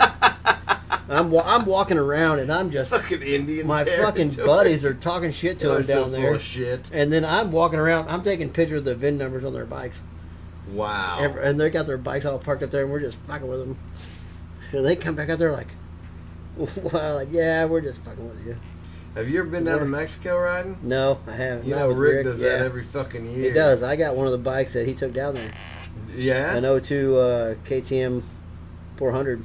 I don't know if you've watched the episode where him and Pendry talked about their Mexico horror story. Mike Pendry. David Pendry. Fuck, I fucking always call him Mike for some reason. I don't know why. I don't know why I call him Mike, but David. He's got the bus. Yes. The fucking school bus. I have not seen it yet. You're going to see it at Durham Fest. I've seen it, but I haven't been inside it. It's going to be out there. I heard it's badass. Actually, if you're going to be out there most of the day Saturday, what I'm wanting to do is I'm wanting to do like just a whole bunch of fucking GoPro shit. Yeah. And just film. Like I want to do a tour of Pendry's bus. And it's sick. Hell yeah. It's sick. I've heard it's badass. The first time I saw that thing, I was like, who owns that? And Rick was like, oh, that's David Pendry. I was like, who's that? It He's looks like a regular ass bus on the outside, kind of. Mostly. I mean, he's got some red, white, and blue shit on it. He hasn't done too much to the outside. But the inside, dude, it is so tasty. You'll see it out there. And I've wanted to do that forever. Have you? I mean, just after I built my bike trailer and shit like that. Well, did you ever see Al Odom's converted tour bus? He bought a tour bus from some band and converted it when I was working for him 20 years ago. I haven't seen it finished, but he was doing something similar to that. Yeah, Did that's you awesome. Did you go to school with Brian Odom? Oh yeah. Oh hell Was he yeah. in your class? No, Brian. He was Sonny's class. Was he 96? Yeah. God, But man. I ran track with him and shit all the time. I go over to his house. We watch. They had a sick ass house. What the fuck did we watch? It was a track movie that we'd watch all the time. It was black and white. And that sumbitch was all into track. Well, so anyways, I was a sophomore. Odom and Sonny were seniors, and him and Sonny got in a fucking fight at the track meet. Got disqualified from fucking racing. I took Odom's place. Odom. It was the fast son of a bitch. 400-meter relay, and Odom got disqualified for getting in a fight. I took his spot. We went to state. I remember Me, when my you guys brother, went to state. Joseph, Yep. Braun, and we were 4 sophomores. Went to state. We also went to state our senior year for track. Maybe that's the year I'm thinking. I remember you going to your senior year. That's what I Sophomore year remember. was mile relays. Senior year was 2-mile relay. Okay. We were on 800s. Nate Wetzel was on our team that year. Got disqualified because he dropped the baton. Little motherfucker. You fucked up the last thing I ever did in high school. Fucking little punk. Hey, Nate Wetzel fucked up a lot of good plays for me, so, yeah. Motherfucking quarterback. What they called it an option, which was a fucking keeper. Every time they called the option, I was like, he's going to keep it. I might as well, Might as well turn into a blocker. Yeah. I'd Yeah. just go down. Well, you know, if you were playing against me, that was one thing that I was good at was I was playing outside linebacker. I would fucking hit the running back in the backfield, and he'd be bitching. I would run right past the quarterback. That's the tight end. That's the defensive ends guy, and I'd hit the running back and take him out of the option, which the quarterback's going to run right past our defensive end anyway. But that's not my fucking job. My job's to take out the running back, and I did my fucking job. And do you watch football those now? Oh yeah, What do you watch? College or I watch pro? all of it still. Dude, you need to start coming over on Right. Sundays. Dude, we got a big old thing on Sundays. Fuck yeah. Dude, let's No, do I'm a this. Steelers. I'm a Steelers fan. I love the old '70s Steelers. Yeah. Lynn Swan, Terry Bradshaw, and fucking. I was just talking to somebody at the fucking mall. I see a dude with a Steelers jersey on, and I just go up and start bullshitting with him Yeah. and talking to him. I loved watching the Steelers when, when Ben Roethlisberger came on there. They got electric real quick. And Mike Cowher drafted him, right? He played a season Bill for Cowher. Cowher. Bill Cowher. You did that with somebody earlier. You called somebody Mike Pendry. I Dave did, yeah. What's up with that where you get the first name wrong? Bill I Cowher. don't know. I'm an idiot. Anyway, yeah, but Bill didn't Cowher. Bill Cowher draft Had him? that sour ass fucking. Not even. It wasn't even. He was an old school coach. But He was an old school player. Ben Roethlisberger That's was why he fun was to an old watch. school coach. Well, yeah. Roethlisberger was a fucking tank. He was a freak. I mean, I thought KJ Jefferson was going to turn into the Black Roethlisberger for a while. He was a big ass dude. He would be slinging people all over the place and still throwing the ball. Yeah. And I don't know what happened. He just tanked. That Super Bowl where they beat Arizona when Kurt Warner's return. You remember that one? I was Yeah, and then Larry Fitzgerald ran for a fucking touchdown right almost towards the end of the game, and then they threw it to threw that touchdown right off the side. Unfucking believable. Clutch. Oh, so clutch. We grew up in a cool football era. That's when you knew players were players.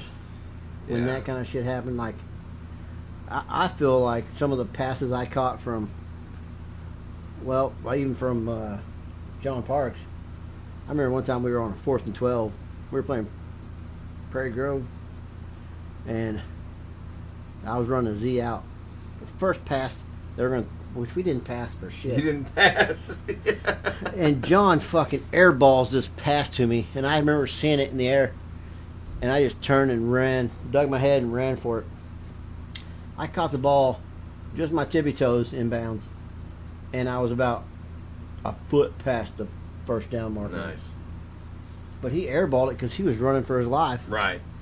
He's running to his right and launches it. I was wide open. It would have been I might have scored. But the fucking coach on the other team. I was on their sidelines when I went. He picked me up by my shoulder pads and was like yelling in my face, "That's the best catch I've ever seen a high school player make." And then Buck Milburn fucking picks me up on his fucking shoulder, carries me back to the fucking huddle. But yeah, fucking Buck passed away. I only got to throw one pass. Coach asked me if I want to play quarterback. I was like, why the hell would I want to play quarterback when I'm the running back and we run every time? Yeah. And I had Jason Greenlee, and those guys you probably didn't play with, but you had Jason Greenlee and James Dennis blocking for you. You know, what else do you need? And I was like, no, I don't want to play quarterback. He's like, well, let's throw in a pass. Well, because they could pass really well. Yeah. So they drew up a play where it was a pitch. Wetzel pitch it out to me, you know, and they think it was a sweep. And, you know, I'd toss it down the line. And you remember Mike Lisenby? Yeah. So, yeah. Yeah. So, Pete love Ridge. Mike, good dude. Cobb and Pete Ridge now. Wasn't the best receiver of all time. I know. But for whatever reason, he was the one that ran in the play. And so I'm like, fuck. Okay, well, we'll see how this goes. I want it to Lisenby. Right. So, anyway, Nate snaps the ball. He pitches it out to me. You know, nobody ever thinks Nate's going to pitch, so they're going to him. And I get the ball, and Lisenby is standing in the end zone when I get the ball. And I'm like, oh, my God, I'm going to be 1-for-1 touchdown. I just fucking air it out. Boom. Drop. 0 for 1. My only pass in high school football. I'm 0 for 1. Right in his hands. Right in his hands. Yeah. Would have been a touchdown. That was Lisenby. There was also a time, I remember, I won't name his name, but we had this fullback. He was not a starter, but he had come in for whatever reason. And so when you're blocking, it's usually prudent to not just stop in the hole when you've got your block. Yeah. Anyway, he gets this block, and all I see is daylight. And I'm just like, this is a touchdown. I got this shit. He stops. I run into the back of him. And like I'm pushing, I'm like, get the fuck out of the way. And by the time I get him out and start getting my steps in again, I get swarmed on. That was another frustrating moment. Oh, yeah. It's like, what the fuck, dude? Just block somebody. Why? Go get Keep going. Keep going. Oh my God. It's like watching Dave Chappelle on Chappelle's show back in the day. Exactly. And he's this skinny little dink, and now he's all buffed up. We're talking about you, Matt Mahan. I know you're going to watch this. I just talked to Matt today, actually. I remember one time I'm running down the sidelines. I'm on the right hand side of the field, running down the sidelines, and I see Matt Mahan. Just perfect form tackle, truck this kickoff returner, and just put him into the ground, like shoulder into the gut, pick the legs up, drive him into the ground. And I'm over there jumping up and down like, whoa! That's our kicker! That's right. Oh, dude, it was awesome, he was such a great kicker, and he was such a good dude. Like, he was... I wish he could have played more than just kicker. Yeah. Dude, he probably would have been an awesome safety or outside linebacker or cornerback or something. But I got to tell you this. I had him on the podcast, and I was just having him on because I was coaching his son's team last year. And I didn't even realize it. So Miller was on Walter's team, and I was coaching that, well, I was assistant coaching. But one day after practice, Mahan's there. I'm like, what are you doing here? He's like, my son's on this team. I was like, no shit. Anyway, we got to talking, and I was like, hey, man, I'd really like to connect and do a podcast, and why don't you come on and hang out? So he was like, yeah, sure. So I just think it's going to be kind of like that, you know. Anyway, the night before, he texts me, and he goes, hey, man, I don't want to throw you a curveball or anything, but do you mind if I talk about my struggle with alcoholism and all that shit? And I was like, yeah, dude, absolutely, that's powerful shit, you know. And that's part of what this podcast is it allows dudes to give a chance to talk about their feelings and shit where you don't really get a chance in life, you know. Women don't want to hear that shit. They, you know, men are supposed to be fucking strong. They're supposed to be the rock. And that's kind of what I mean. I get it. We need to be here for each other. Yes, agreed. So it's great to be able to talk to dudes, and it was great. Like the conversation you and I had about your dad a couple weeks ago was like, it was really powerful to me that you were able to share that with me, because a lot of times dudes just have a hard time sharing, and I felt connected it's to you. easier to share with somebody who you feel like your brother. Yeah, Like being through some of kind of the same struggles. Yeah. And we come from the same place and time. Yeah. Which I think is something that we've lost, because I've been trying to get back to the 90s my whole life. Yeah. And the population back then was sure. 2,400 in Farmington, and now it's 10,000. Which means we, as people who grew up there, are in the minority. I hate it every day when I drive through Farmington and sit in the traffic. And I'm just like, God. I just hate the fucking Starbucks. Yeah. It's like, God damn, there's a Starbucks in Farmington. I'm sitting there at the gas station trying to pull out, and there are a bunch of dildos from Starbucks to pull. And I'm just like, I'm cutting you off. Fuck you. You went to Starbucks. You can eat shit.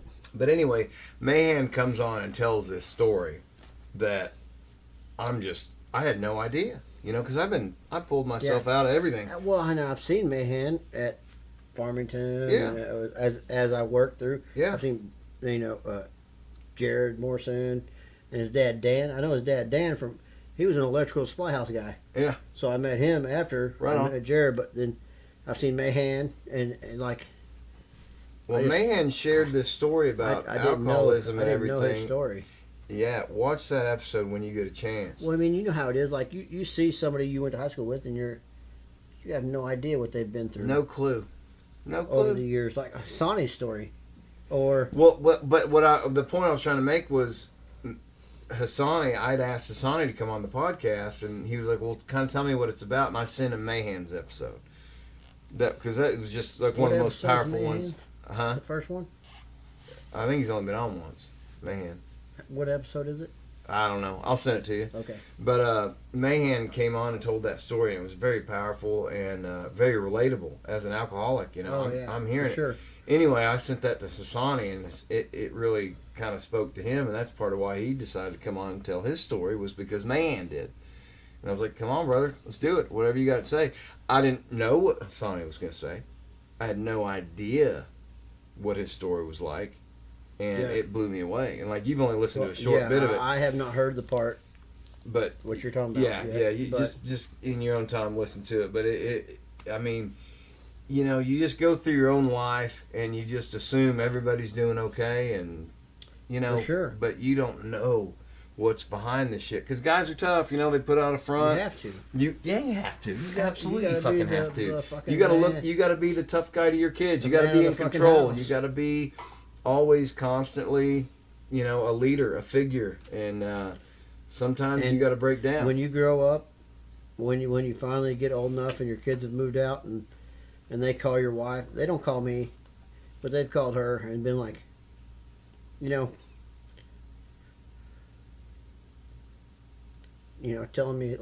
telling her how awesome I was as a dad. It's worth it. All the bullshit you had to go through. It's worth it. It's worth it. It is worth it, brother. And even though they're not my kids, they are my kids. Well, they love you, obviously. They have every one of them has a great work ethic. One of them graduated from the U of A as an architect. Jesus Christ. Paid his own fucking way. That's tough. Not any single one of them has ever had to come back home or ask for money or... That's when you know you made it. Yeah. I mean, dated even an if architect. if they felt like I was a dick at a certain point, I taught them how to be men.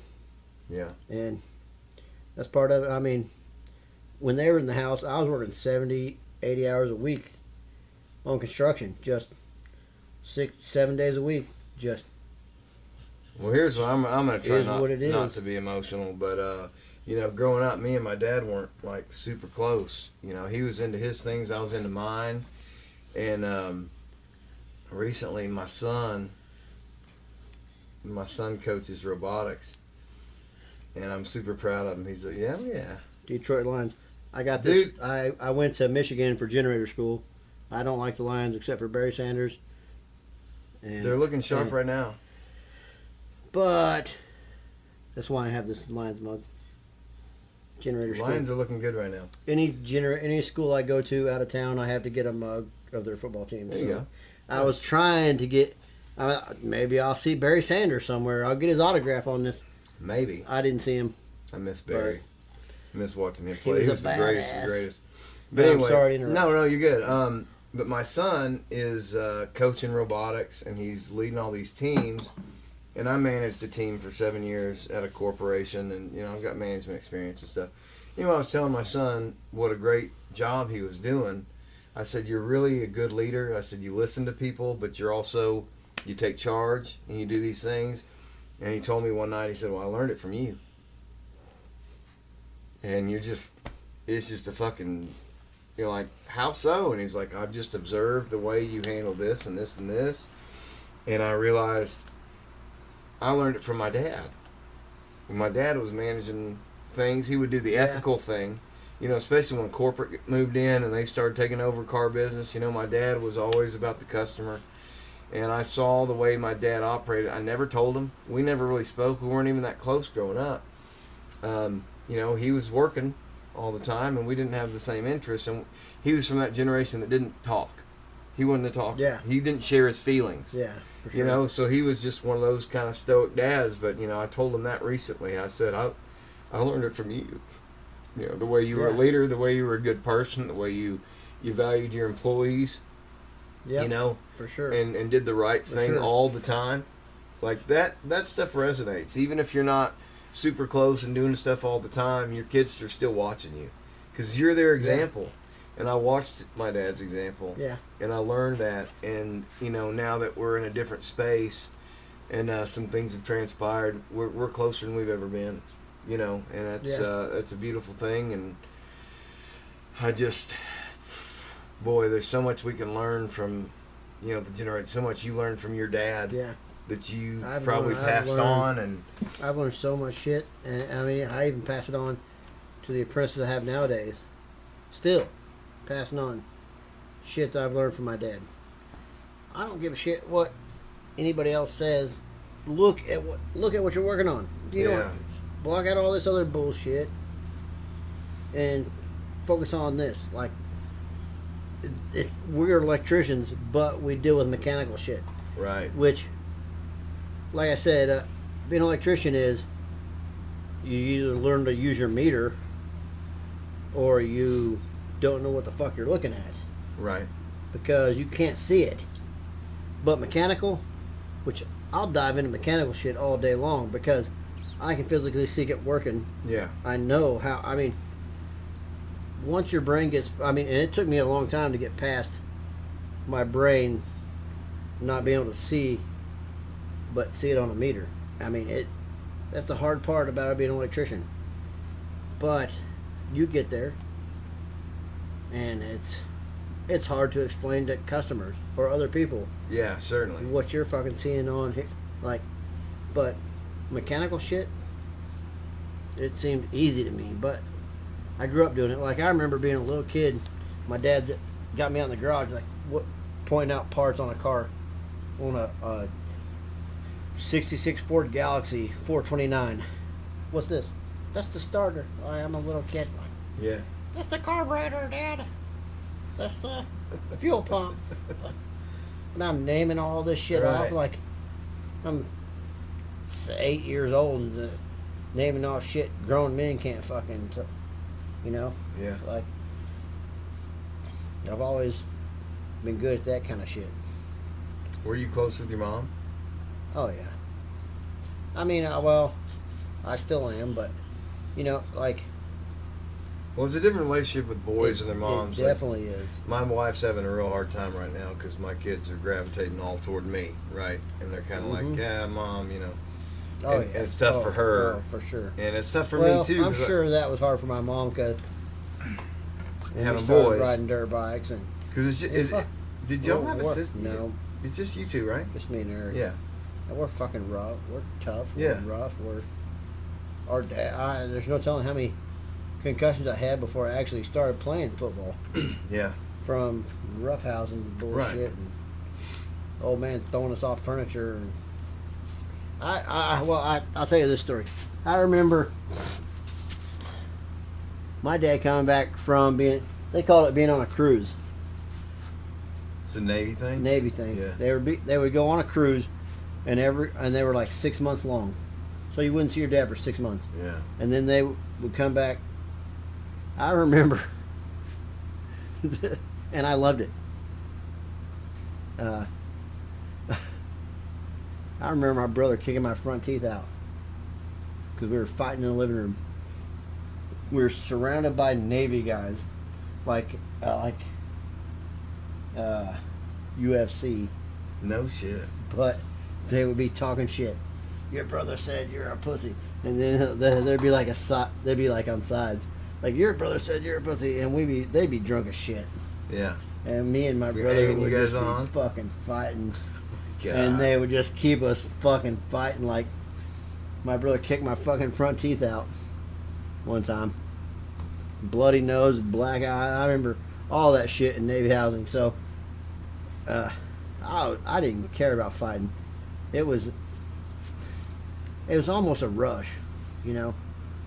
I'm not having to fight my own brother, so I can beat the living shit out of this person, Right. and not care to a point. You know, if I'm hitting my brother 10 times in the face in a row, I'm probably gonna stop at a certain point. But if I'm fighting somebody that I don't know, or Somebody that's hurt your family. or whatever, like it, totally different scenario. I'm fighting my own fucking brother like this. We're Yeah. having bloody nose and black eyes and And you loved each other. kicking our teeth out and Yeah. shit. Like, Well, it's do you feel like today's society has just gotten so pussified that we're fucked? I with think the that we future would of be men? better off if we went back to those kind of times. I mean, But don't you think that's what Trump offers a lot of people? Is fair fist fighting should be a thing. Like, there shouldn't be anybody else jumping in. If you got your ass whooped and this person whooped your ass, they should let it go and you should let it go. Right. And they move It's on. a hierarchy. You got your ass whooped. Yeah. You'll probably turn out to be best friends next week. Yeah. Like, I've known a lot. I've gotten a lot of fights with a lot of people, and we turn out to be best friends. But you have to push But- through that shit. You're not gonna fucking bully me. I'm not gonna deal with that shit, and I'm not gonna fucking stand up. I'm gonna stand up for myself. But do you feel And- like that's lost in these kids You- nowadays? Y'all, fuck yeah, for sure.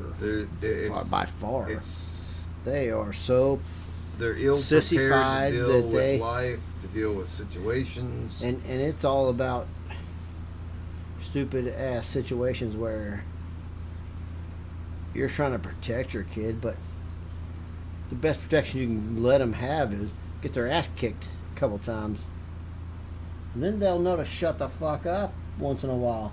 You can't You know protect what? them from You every situation. Do not fuck you. There's no reason.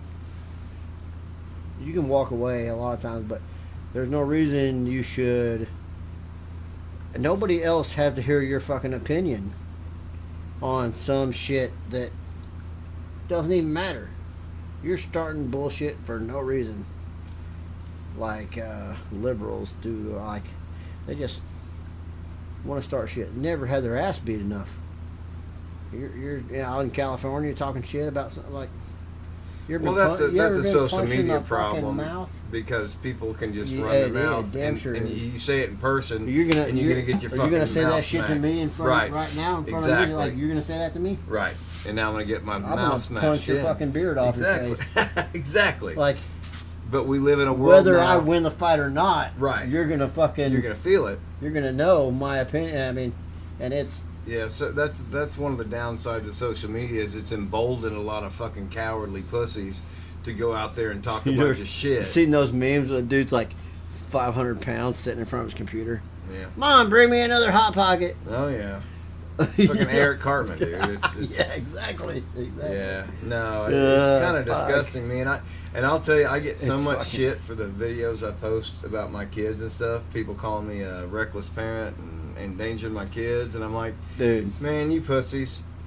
I guarantee I am you, on your side I'll take my kids 100%. over yours at every fucking Yeah. every obstacle.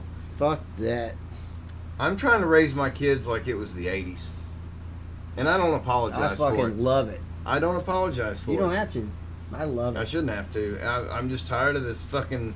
And it's so hard for them to find friends because their parents won't let them hang out with my kids. Your kids It's like your dad's reckless, or your parent just let y'all do whatever you want. They're out there with knives and guns in the woods. Yeah, that's what we fucking did when we grew up. You know, it's like, why is it not a good thing to teach your kids to be responsible with weapons? Fuck, dude. To be responsible on motor vehicles, to teach them these things. Because now what happens is kids turn 18 and they're so protected, they go out and they start doing drugs and they start doing all kinds of crazy shit because they're experimenting. I fucking shot so many damn guns and fucking... And you know, I mean... But you probably had respect for the weapon. I did. Like, I mean, you weren't just being a dumbass with it. You knew knew how to respect be. it. You knew how to clean it, probably take it apart. You know, my dad wasn't about guns. He was about motors. He was about... Yeah. Well, here, let me say this. I hate that my parents got divorced, but it was probably for the best. I got... How old were you when they got divorced? 12, 11, 12, Okay. 11 maybe when they got divorced. So that's got to be pretty tough. It was tough, but... And when it all started out, I didn't like my stepdad, but you know, now I love him. They're still married? Yeah, still married. 25, 7, 25, I don't know. Something. Yeah. Did your dad ever get remarried? Nope. Yeah, he did. Twice. And then 12 years before he passed away, he told his wife, I don't want to do this no more. I moved back to Arkansas. And for the last 12 years, he lived 100 yards away from me. Yeah. 100 feet away from me. I saw his place. I went down there. Yeah. He was simple. Every time, when he came back from the Navy, he just did not give a shit about any of the bullshit, any of what, corporate America, or... Yeah. He didn't give a fuck what they thought. Did he tell you any stories about the Navy? No. Those guys are pretty tight-lipped.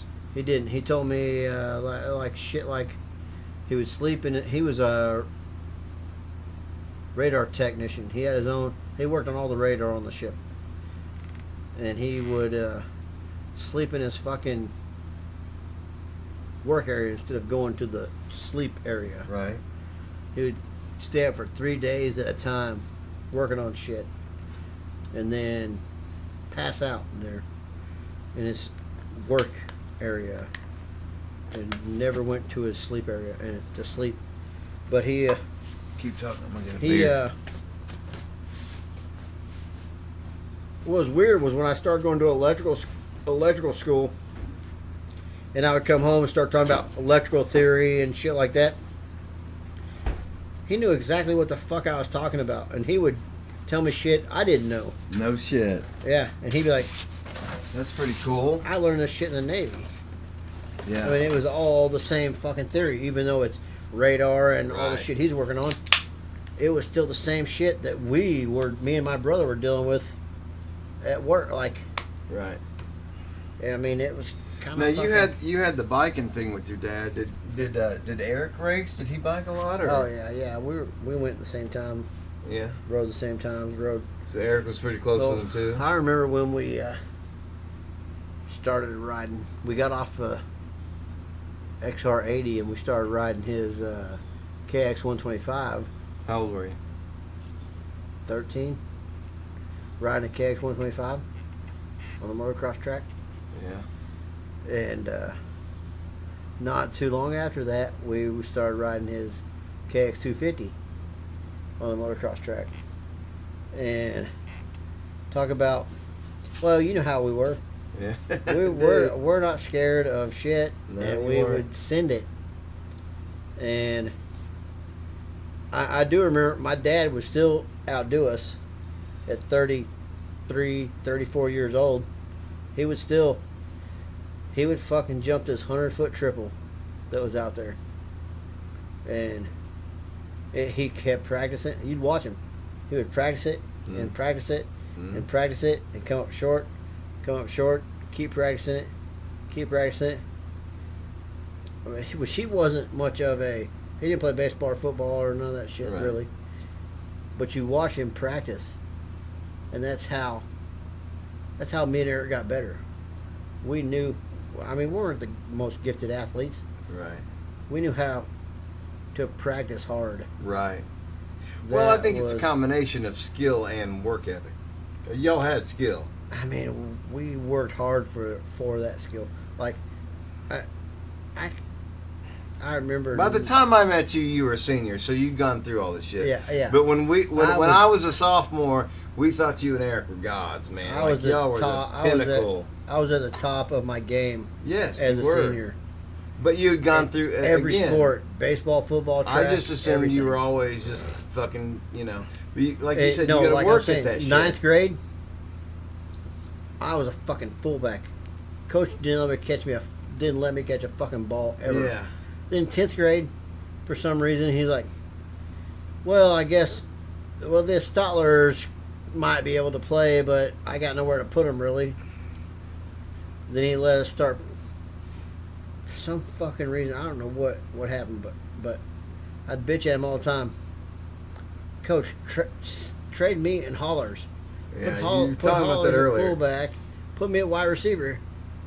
Hollers couldn't catch a cold. Right.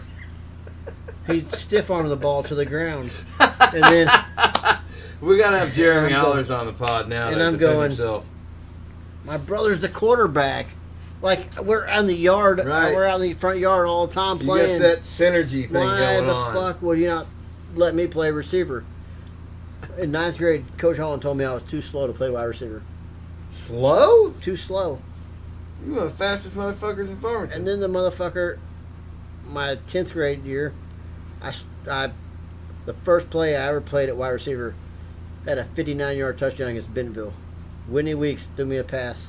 Whitney Weeks. I juked the fucking cornerback, and he fell down, and I had a 59-yard touchdown. Well, what the fucked up part was, Eric had a 59-yard kickoff return. The same game, in the fucking, it said, seeing double at Farmington, in the paper. It was a whole fucking Do article. you have those clippings? I do. Next time you come on, you should bring those. I got a whole fucking scrapbook my mom made. I got most of my clippings. You see over there on the guitar, between the guitars. I got a bunch of my football clippings up there. But yeah, that's you gotta keep Hell those. yeah. You gotta bring. I got those one on of me share. playing outside linebacker, and I hit a Seeing running back. double. That's hilarious. I hit a running back in the back. I hit him coming through the line, and you can see him fumbling the ball. And I'm a sophomore. It's a badass looking picture. Well, I was trying to mimic Lance Clevenger back then. Had a big fucking neck roll. Yeah, I remember. I wore a neck roll because you And wore a I neck roll. fucking I'm tackling this motherfucker, and somebody got a picture of it. And Yeah. you didn't get many of those pictures back in the No. day. It's a great fucking picture, actually. Yeah. You can see me tackling him, picking his legs up off the ground, and the ball's coming out Yeah. as I'm fucking slamming this dude. But That's hilarious. good times. I remember being all about the look. You wanted to be intimidating. Hell And I always yeah. thought those neck rolls were intimidating looking. They Even as were. a kid, watching. It might have been, was Lance linebacker? Yeah, Yeah, I remember watching Lance. middle linebacker. He had a neck roll, didn't he? He had like the fucking Yeah, He because I did. remember thinking, He had, that like, looks badass. he was like the leading tackler. They had the most tackles in Farmington history for a single season. And then Coach Osnes called me, like, when they were fixing to close the old field. Coach Osnes called me and said, you're still the single season interception record holder.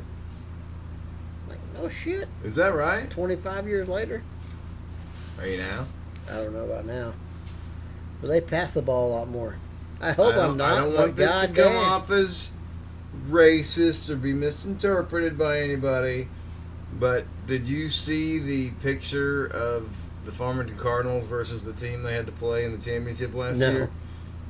It's an all-white team with one black kid versus an all-black team with one Dude, white kid. that looks like the year I was a sophomore and we went to state, Lone Oak? played Lone Oak. Yep, I saw that game. That's what it looked like. The thing, I was playing It's a different beast. On the defense, I was playing outside linebacker on the left-hand side of the defense. And the quarterback broke away, and he was running, and I fucking hit him in the shins. Yeah. On the left-hand side of the field. I don't know how the fuck I caught him. I just read the play, and that was one of my best plays ever, really. Joe got your ass kicked. Yeah, we did. But that dude, there was like 80 motherfuckers versus 20. Well, shit, wasn't that Like, do you remember that golden class? no, the fucking that same year, that same game, they had to come replace the transformer for the light poles. In the Lone Oak game? Lone Oak, yeah. We didn't play till like fucking midnight. That game went till 2:30 in the morning. God, that sounds It kind was of familiar late how as you mentioned shit. that. It fucking sucked. We were in our full pads at 7 o'clock, and 5 fucking hours later we finally got to play. It sucked. Yeah. And we had to stay in the locker room, the old locker room, and Oh, there was God. like 80 of those dudes out in the old gym. Yeah. 80 versus 20. That was a time. Well, you were still there. Well, you were there when we got the new locker rooms, the new buildings. Do you remember? My senior year, we had the That was your senior field year. house. Yeah, that was the year Jeremy Hollers threw me in a trash can. But do you remember, like, we had not been in there for very long, and the toilet got clogged up. Yeah, and it was And people started shitting on top of it. shitting on shit. And then to close up the smell, I don't know why nobody told anybody. Looked like a construction job. We had no hot water. The toilets were fucking clogged. But people were stuffing towels under the door so it wouldn't smell. And I remember one day we're in there after practice. Coach Holland comes in, and, you know, he's doing his typical after practice thing, you know, kind of yelling at us, whatever. And all of a sudden he's like, "What the fuck is that smell?" And everybody starts kind of giggling.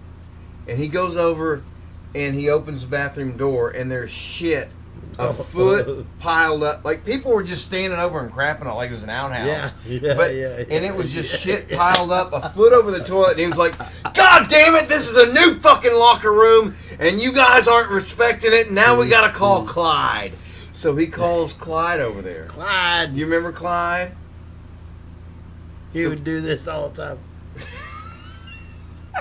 And Clyde would be like, "Well, be like, what the fuck does that mean, Clyde?" And he'd be like, "Hang it out your ass." Yes. Ah, damn it, Clyde. Well, Clyde comes over. Yeah, I remember. And Clyde. he goes in there. Dude, I lived just down the road from Clyde. Did you? Yeah. Oh, God bless his heart. Oh, Well, Clyde. he goes in that bathroom, and there's still some of us there hanging out or whatever. And he goes into that bathroom, and within 2 seconds, you just hear. He starts retching all over the place. Oh, so now Clyde. there's a toilet full of shit, and there's puke all over the ground. I was like, "All right, I'm out." Of course, I lived on Ray's Mill. I just fucking booked it. Got That's the fucking fuck out of funny. there. I never showered with you fuckers. Oh, Clyde. Man, y'all were always pissing on each other and doing stupid shit. We would fake jack off on each other. Mhm. We'd put shampoo in your hand. Yeah, y'all And- were so fucking gay in there. I didn't Oh. want any part of that Yeah, shit. we were. We were super. Hey, we were super gay in the bathrooms, They were. even though we were football players. Wasn't even Pride Month. And no, I mean there was no such thing back then. They were just gay because they wanted to be. There was Y'all were no fucking tapping wieners on each other. there all was kinds no queer of shit. flags or nothing. But we were doing as much as you could do to be not gay, but not gay. Yeah, it's pretty wild. Like, kind of some of the shit y'all That's called team work. did. I got another word for it I won't say, but no, it's just funny to me, like the whole. I don't think that I invented that part. I was just playing along. I'm a team player. That's what happened. But there were always shenanigans in the shower. It was. So, somebody's always getting jerked off on or fucking pissed on. It's like, why do y'all go in there? Like, because I lived right across the street, so I was like, peace out. Well, I'll I would shower. I would probably take at least 2 showers in there a day. I think some of y'all were gay. No, me and my brother would show up at 6 in the morning and we would run track. With a coach would give us a stopwatch and be like, "Go fucking time yourself." Yeah. Me and Eric. Yeah. We'd go run. And then we could go to baseball practice all the time. Because before that, Coach Morgan would be like, Coach, I just came from track practice. I know we're late for baseball, but he'd be like, I just ran 2 fucking miles. And then he'd be like, all right, get a couple of laps and get warmed up. And I'm like, We're warmed up. Smoking, Coach. I just fucking, you know where the track is from the baseball field? He was a good dude, though. I never fucking backtalked him. Coach Morgan was a good dude. I would run 2 fucking laps around the baseball field after I ran 2 miles at track. Well, that's when me and Eric started showing up at 6 in the morning to run track.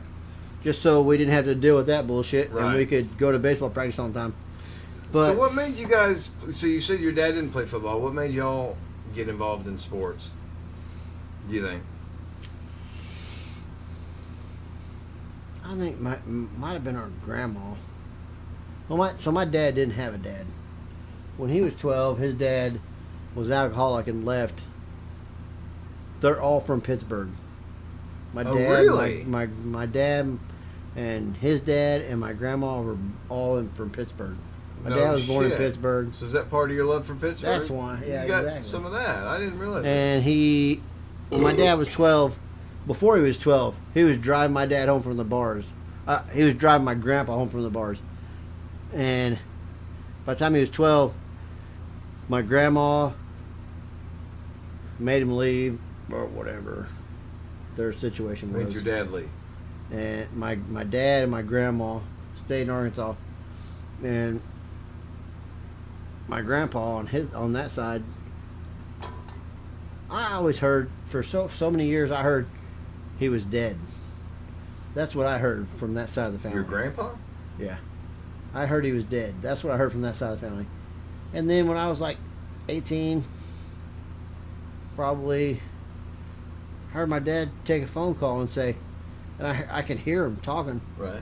And they said, is this Paul Stotler? And they're like, yeah. And he's like, and the people on the other end of the phone were like, your dad just died. And my dad went, I didn't have a fucking dad. Click. Hung up on him.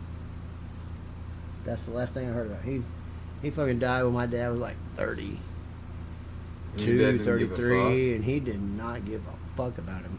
Wow. He left when he was 12. Never fucking talked to him. Never fucking talked to him Nothing. again. And he fucking didn't give a shit. said, fuck Why you. would you? Fuck you. You weren't my fucking dad. I never had a dad. But he was a good dad to you. Where did he learn it? Was it He instinct? couldn't have learned it. He couldn't have learned it. He just... And you obviously, I keep referring to this talk we had a couple weeks ago that was just a private conversation, me and you, but you were telling me how much you loved your dad and how, God, it was such a powerful conversation. He just... But you talked about what a great dad he was. Like, where probably, did he learn that from? It was probably more like he learned what not to do. What not to do with his kids and what, and then and how to be there, be present. Your dad was present in your life, okay, right? so my dad was such a great dad. Even whatever he did with me and my brother, we were rough and tumble and fucking kids, and we fought and whatever. We weren't scared of bloody noses and black eyes and shit like that. Yeah.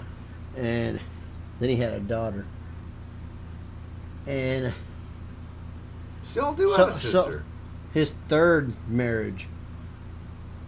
So Okay. my sister is 25 years younger than me. 25 years? It could be my kid.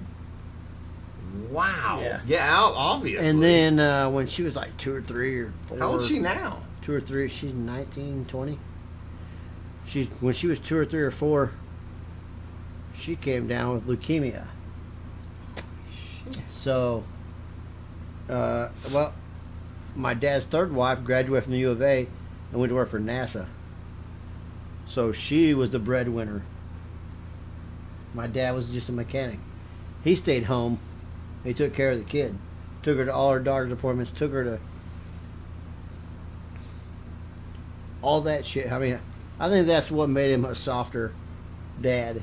Yeah. You know, Well, having a girl. dealing with that shit, dealing with a girl, dealing with leukemia, dealing with all of that. taking her to the fucking doctors all the time for all the shit. She had to go through chemo and all kinds of shit. And how is she now? She's great. She's good? She's a manager at McDonald's in fucking somewhere in Oklahoma. I don't know what town it is. You talk to her ever? Or? Yeah, all the time. Awesome. I still talk to her in Messenger, and I still talk to her mother a lot. She's still. your dad's third wife. And actually, I'm 48. She's 47. She was 18 years younger than him. I mean, good for him. I mean, he married. He married a woman 18 years younger than him, and then had a daughter 25 years younger than his kids. That's wild shit, dude. Your dad was playing some bitch. Fucking pimp daddy. Yes, he was. Your dad's a legend, though. I didn't realize until I was asking Rick. I was like, "See, who's this Stotler guy?" You know, I didn't realize you knew Derek Stotler and all that stuff. And Rick was like, "Oh yeah, Paul." I mean, your dad had a fucking reputation. He had a name. He had a legacy. Yeah, that's a lot, man, for a son to try to live up to. And it is. You know, my dad I mean, you know, like most people try to be Superman. I mean, if they're, you know, I'm just Superman's kid. I'm not trying to live up to all that shit. But you can't live up to it, but you can do your own thing. And I think, you know, just from the experience that I've had from talking to you about how much I taught you, even back then, playing football, and how much you But I passed it on to my kids. I remembered it. And you were a huge impact on me, Derek. You can't even understand. I understand. It's probably hard for you to take in, but like, well, I've never forgotten it. I know what you're saying, but I do understand I got the same experience from the guys before me. I mean, they were probably harsher on us, me and Eric, and we were probably more Well, I was about to say, you guys got it tougher because when me and Danny were learning from you guys weren't like bullying us. You weren't being assholes. I wanted to teach you. You were teaching. So you guys were awesome. Were part of the team. That's what I loved about you guys is because we did get so much bullying from the older kids, so much bullshit, and even Jeremy Hollers and I, when I first met him, you know, we'd crash heads. And how the fuck does that make you a team? But you and Eric were like just so welcoming, and we're like, you're the new guys, you're gonna be the ones doing this after we're gone. We're gonna teach you everything we know. I remember calling huddles in the secondary and just saying, on this play, this is what you need to look for, and on this play, this is what you need to look for. Yeah. This play, whatever we're doing. We got our own secondary huddle at that point. That's when Coach Ollinson was our secondary coach. Yeah. And he let us he pretty much gave me and Eric free reign, really. But what you don't realize as a senior at the time is that by the time these sophomores come in, they've been watching you for years. Oh, I fucking know. Well, the reason I know is because me and Eric were the fucking water boys from 7th, 8th, and 9th grade. Watching the seniors. Right. We were soaking in fucking football.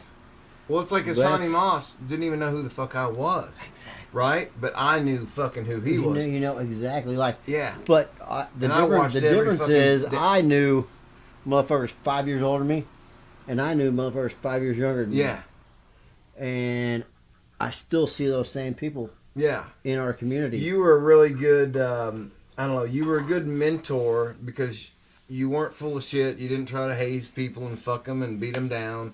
You were just generous with your time, and you taught us well.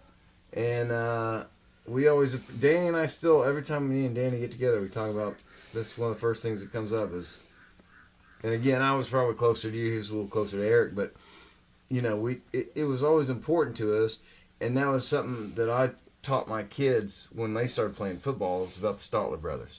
And the work ethic and the fucking tenacity with which you guys... I was like, everybody was a fear to these guys. They were small. But nobody fucking, like, looked them over. Like, they were afraid of these guys. And because my son was small. Yeah. You know, he was like, I don't know if I'm big enough to play this position or whatever. What's weird is Hassani has told me the same story. Really? He told the same story to his kids. Really? He told Eric. Eric told me the story, but Hassani told his son. I want to I think his son met my brother somewhere, and Hassani was like, "This is the guy I was telling you about. Yeah.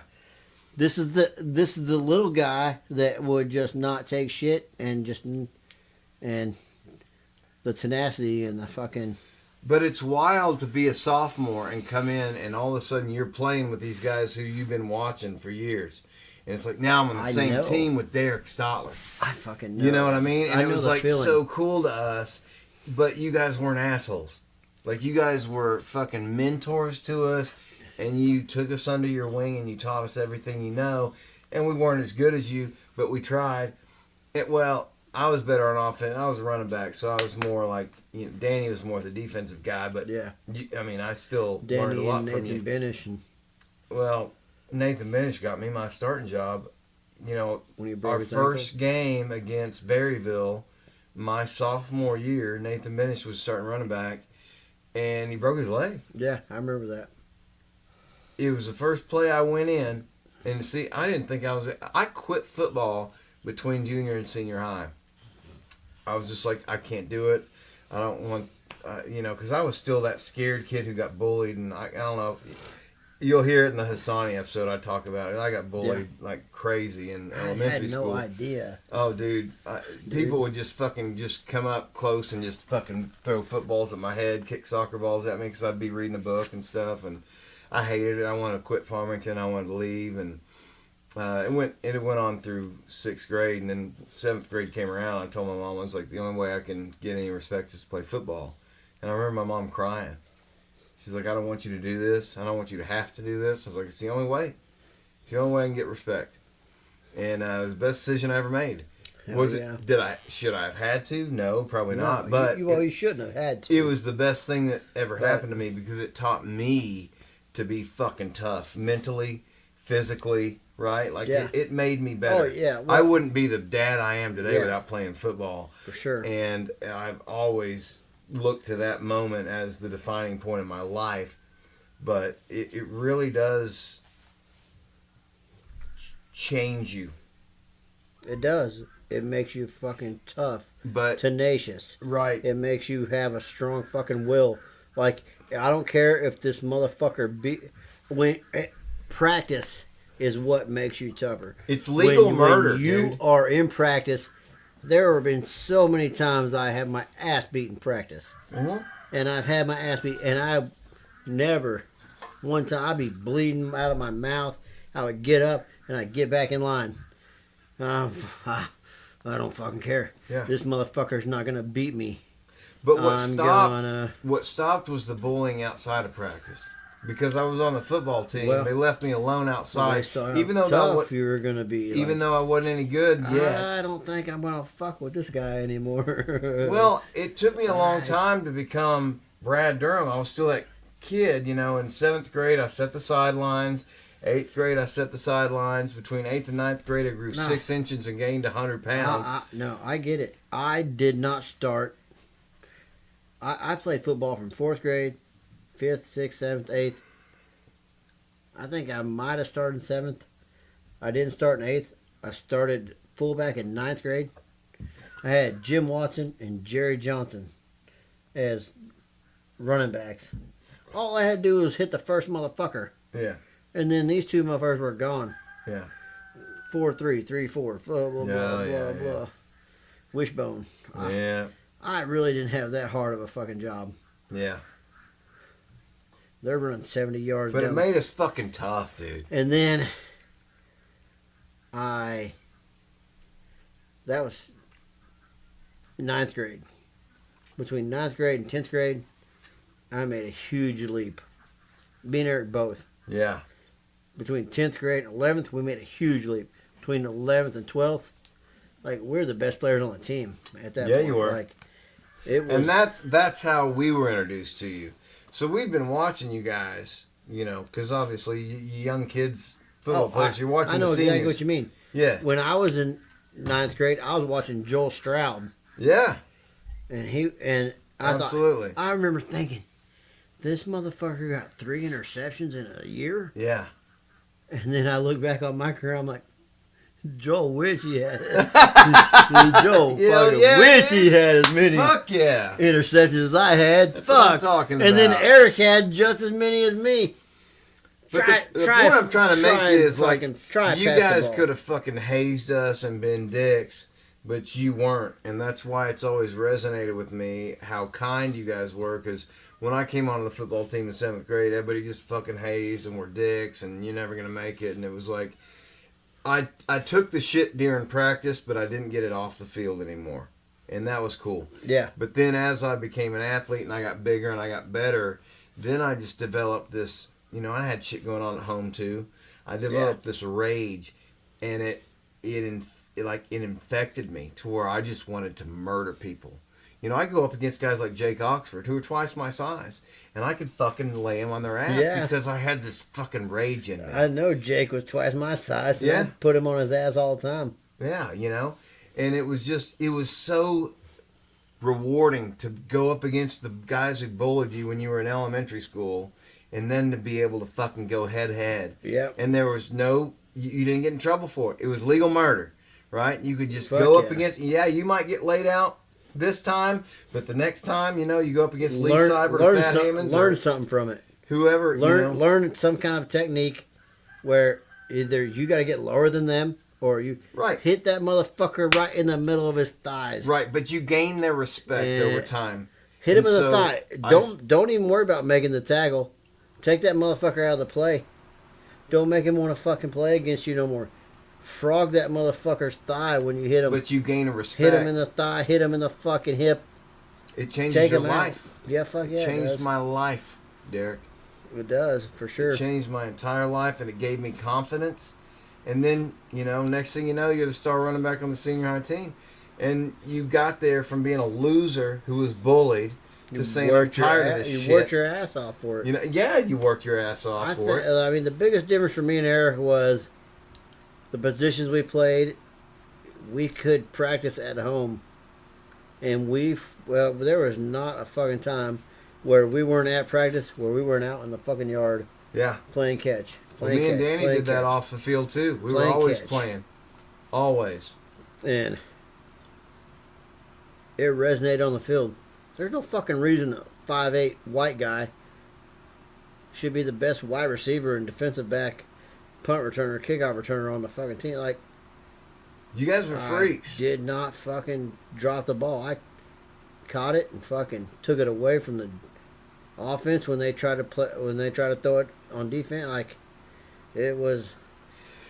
But at the same time, it was. I think that even though we practiced that hard when we weren't at practice, I think that we were smart players. Yeah, absolutely. As well. I mean, we worked together across the middle of the field. If the ball was thrown at this angle, well, one of us is going to pick it off. The other one's going to knock the fuck out of the receiver. Yeah. Just to let you know, hey, don't fucking come across the middle anymore. Yeah. And if you accidentally do, you're going to remember this fucking hit. Well, I'll tell this story. It's something I've never told before, but I just told you I quit between junior high and senior high because I was having, like, panic attacks about being bullied again, and I didn't want to be on this team with these older kids.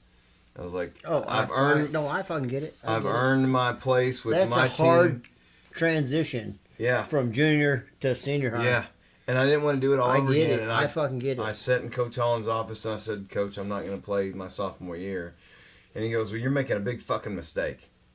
You are. And I said, why do you think that? And he said, because you got a lot of talent, Durham. You got a lot of fucking, you know, whatever it was. And he said, you're making a big mistake. You're going to lose out on that much experience. Yeah. And I said, and I was terrified because I thought you guys, the seniors, it was going to be the same shit over again, where I was going to have to go through all this hazing again.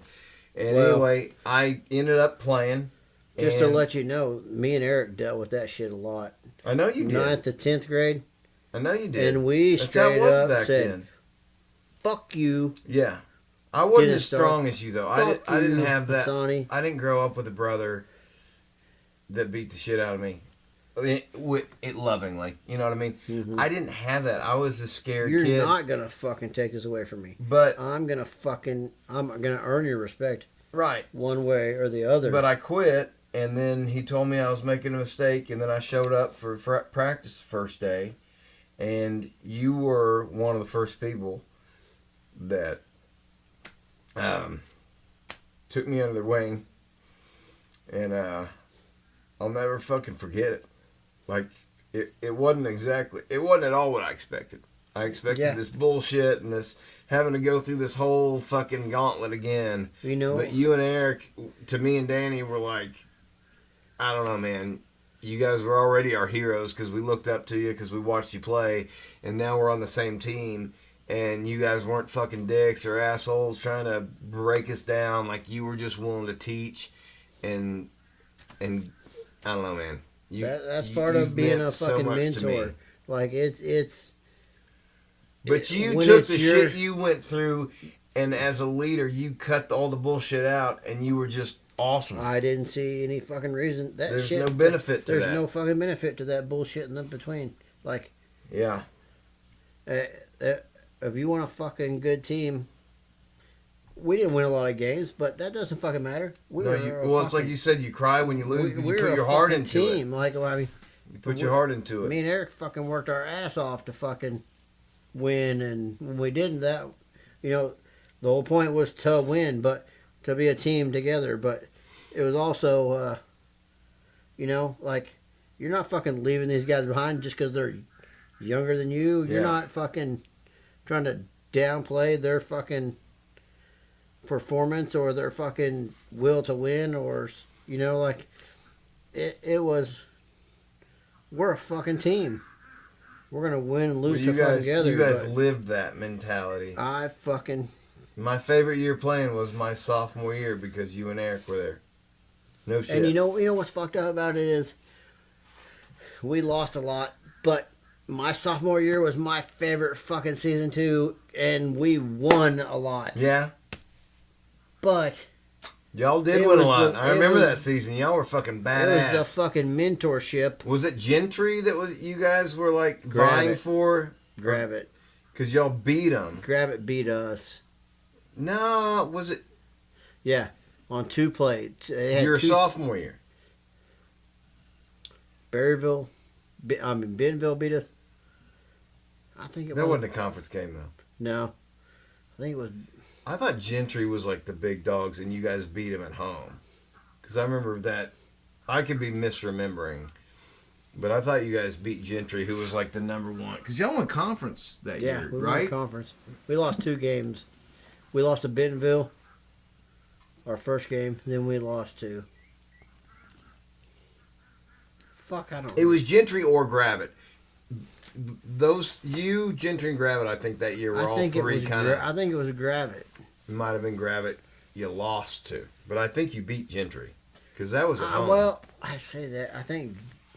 But we're both drunk, and that was 25 years ago. So I remember. I don't remember that year, but I remember my senior year. Me and Eric, as safeties, I was the leading tackler on the team, and we only gave up 2 passing touchdowns the entire season. And both of them were against Gravitt. And both of them were times where Coach Holland called a safety blitz. And our cornerbacks didn't cover the deep thirds. Because we always played deep halves. Hold on, that was your senior year? Yeah, me and Eric played deep halves. Wait, was that me and Danny that fucked that up? No. Because we would have been corners. I think it was. No, I think it was. We got to get the names. We got to call these people out. They fucked our season up. Fucked up our perfect season. Well, do you remember what was his name? The running back, Dallas Oxford. Dallas Oxford. He got mono, and he was out for like the whole season. I'll tell you what, that guy turned into a big piece of shit. Yo. I mean, just from what I know, you know Travis McKee. I know Travis McKee. He ended up marrying Dallas's ex. What the fuck was her name? She lived right there off Double Springs. Before you got to Highway 16, she lived right down there. Anyways, she Dallas had a couple kids with her, and then vanished. Where's he now? He lives in Fort Smith. He was a handsome son of a bitch back in the day. And I was just like, Dallas, hey, come to my fucking bonfire or something. He's like, can you come to Fort Smith and pick me up? I'm like, dude, you're fucking 40 goddamn something years old. No, I can't come pick you up. Like, drive besides, drunk like a real man. I already got my shit set up, and I'm gonna be drinking and doing my own shit. It's my bonfire. Like I know. Fuck no, I'm not fucking chauffeuring you around. But, dude, he turned into. I don't fucking know. Well, you know what? Our sophomore year, the only 3 sophomores that lettered, would have actually lettered on the team, was me, my brother, and Dallas. But everybody, all the sophomores lettered because we won conference. So you know how that works out. Yeah. Everybody gets a letter jacket on the whole team. Yeah. If you want. Yeah. So, but we're the only 3 fucking players as sophomores that started. Yeah. Enough games. And really,